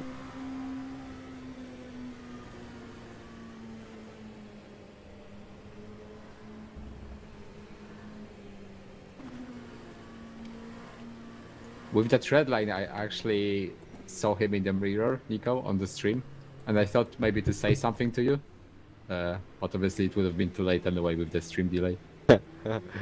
Yeah. Oh!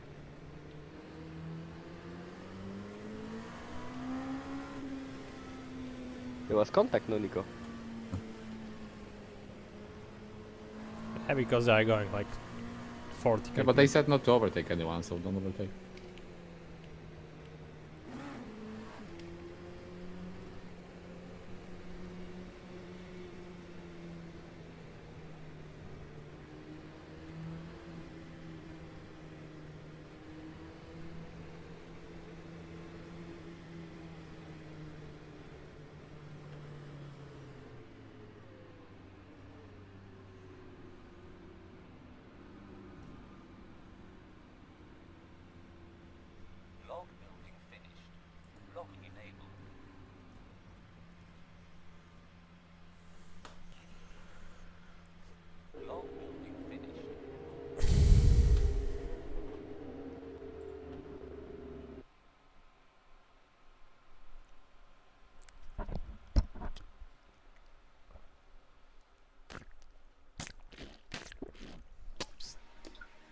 Thank you very much to Pit Lane. It was interesting, as it was last year for the 24 hours. It's a new life for me.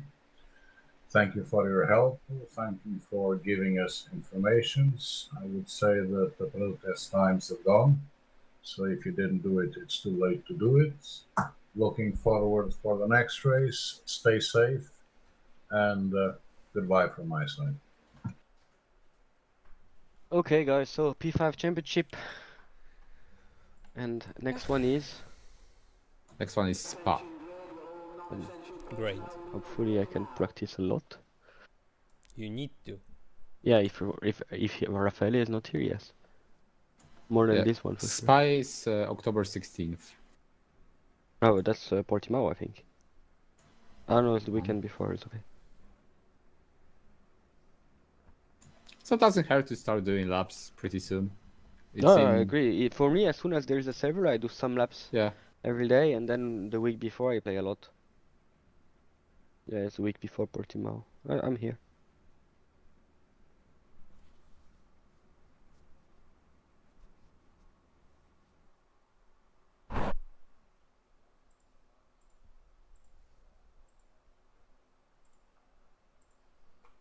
Okay, thanks guys. Yeah, thanks guys, good job. Thank you for helping me out and putting me back into the rhythm, because to be honest, I didn't do a competitive race forever. Yeah, that's a solid start. I think Louis, if you practiced more, and obviously without the penalty, would be fighting for the win, or at least be there in the fight for P2. So Yeah, no, for sure. To be honest, what I felt not comfortable with is when I joined the server, but this maybe we can help. It's much more, I have less frame rate. And I don't feel the same as on the practice server for whatever reason. Maybe you yeah, have we need to look to at the graphic settings. too high settings of your graphics. Okay. It was the same in Le Mans, that I on the server I was completely fine, and then it took me time to, but end of second stint was not bad. But Yeah, because the when you beginning have- was difficult. I guess you get used to that, but when you have 50 cars on or 40 cars on the track compared to like 3, then FPS is a lot lower. Yeah, for sure. For sure. And the next few races are scoring more points, yeah? Yes. Okay, so it's 10 points, right? Yeah, Yes. and next race P5 gets 15 points. Mhm. Like today, the win is 25 points, and at Spa it's 38. Mhm. Great! See you guys, thank you. Yeah, cheers. See ya. Bye. Keep in touch. Ah, by the way, one thing. I will ask my guy of WRT if he's keen to join more in terms of strategy and if he wants to be alongside too. Whatever. Yeah, Williams has some engineers as well, but they were not available for the weekend. I mean, they did some work over the week, but they were not available to be here today. I Mhm. don't know why, but they should be available for future rounds, I think. Alright, cool. See you. Yeah, cheers to you. User disconnected from your channel. Dobra, kończymy.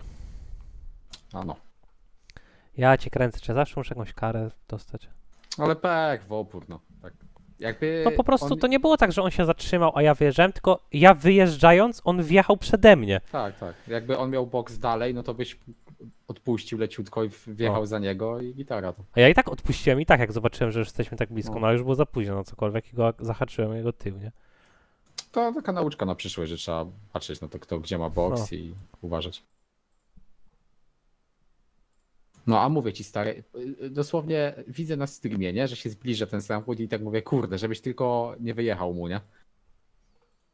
No i masz. No dobra, lepsze P5 niż P10. No oczywiście. Jedno miejsce nas to kosztowało. Prawdopodobnie, no to chuj z tym, 2 punkty. No, trudno, co zrobić. No ale stary, biorąc pod uwagę, że my też nie byliśmy genialnie przygotowani. Znaczy no byliśmy, No ale wiem. Louis to w ogóle cud, że dojechał w ogóle sensownie cokolwiek. No. Mieliśmy karę, a i tak na P5 skończyliśmy, no to To prawda.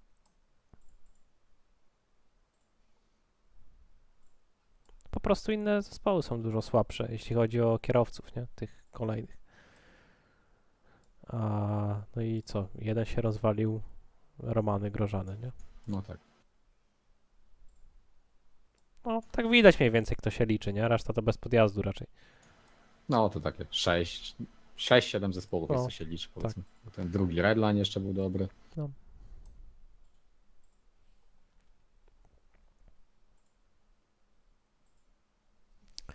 A Gietek nasz, który trzeci? Czwarty. Czwarty. Mówił Louis, że widział coś, bo jechali na P3 i podobno jakieś LMP w dupę im wjechało i ich O, uszkodziło. nie. No, ale nie wiem, czy jechali na bardziej zużytych oponach, czy byli uszkodzeni właśnie przez ten wypadek i spadli na P4, nie? Na koniec. Kumam. No dobra, nic, dzięki za wyścig. Mam nadzieję, że następnym razem będzie trochę lepiej, bo ja szczerze mówiąc nie jestem zadowolony z P5. Myślałem, że tak pudło to tu wyciągniemy. No co, byłoby bardzo blisko pudła. O, dużo, no wiadomo, korekt to tam szczęście i pech dla innych, nie? Ale Louis musi tak, no z 30 by urwał jeszcze to. Ja myślałem, szczerze mówiąc, jak Louis wsiadł, to myślałem, że on po prostu top 5 nam odjedzie i już nie będziemy w stanie nawiązać walki. Tak mówię, byle z tyłu nas nie dogonili. A tu tak wcale nie było tragicznie. No, ale zobacz, jakie tempo mieli inni prosi, nie? Ten Kamara, ten Ifi jest stary, no No, przecież dużo lepsze oczywiście. ten Jung Dacela. Co, no ty wsiadłeś i wsiadł Jernej i Touman, no i co? No to No. jedziecie tak samo, tak? No, tak samo jechaliśmy. No, Po no tej to karze wiadomo, no już po prostu jak on stracił, no to tobie oddał samochód i tak byś to jechał. Tyle co tam Dawid Mroczek trochę nie ogarnął.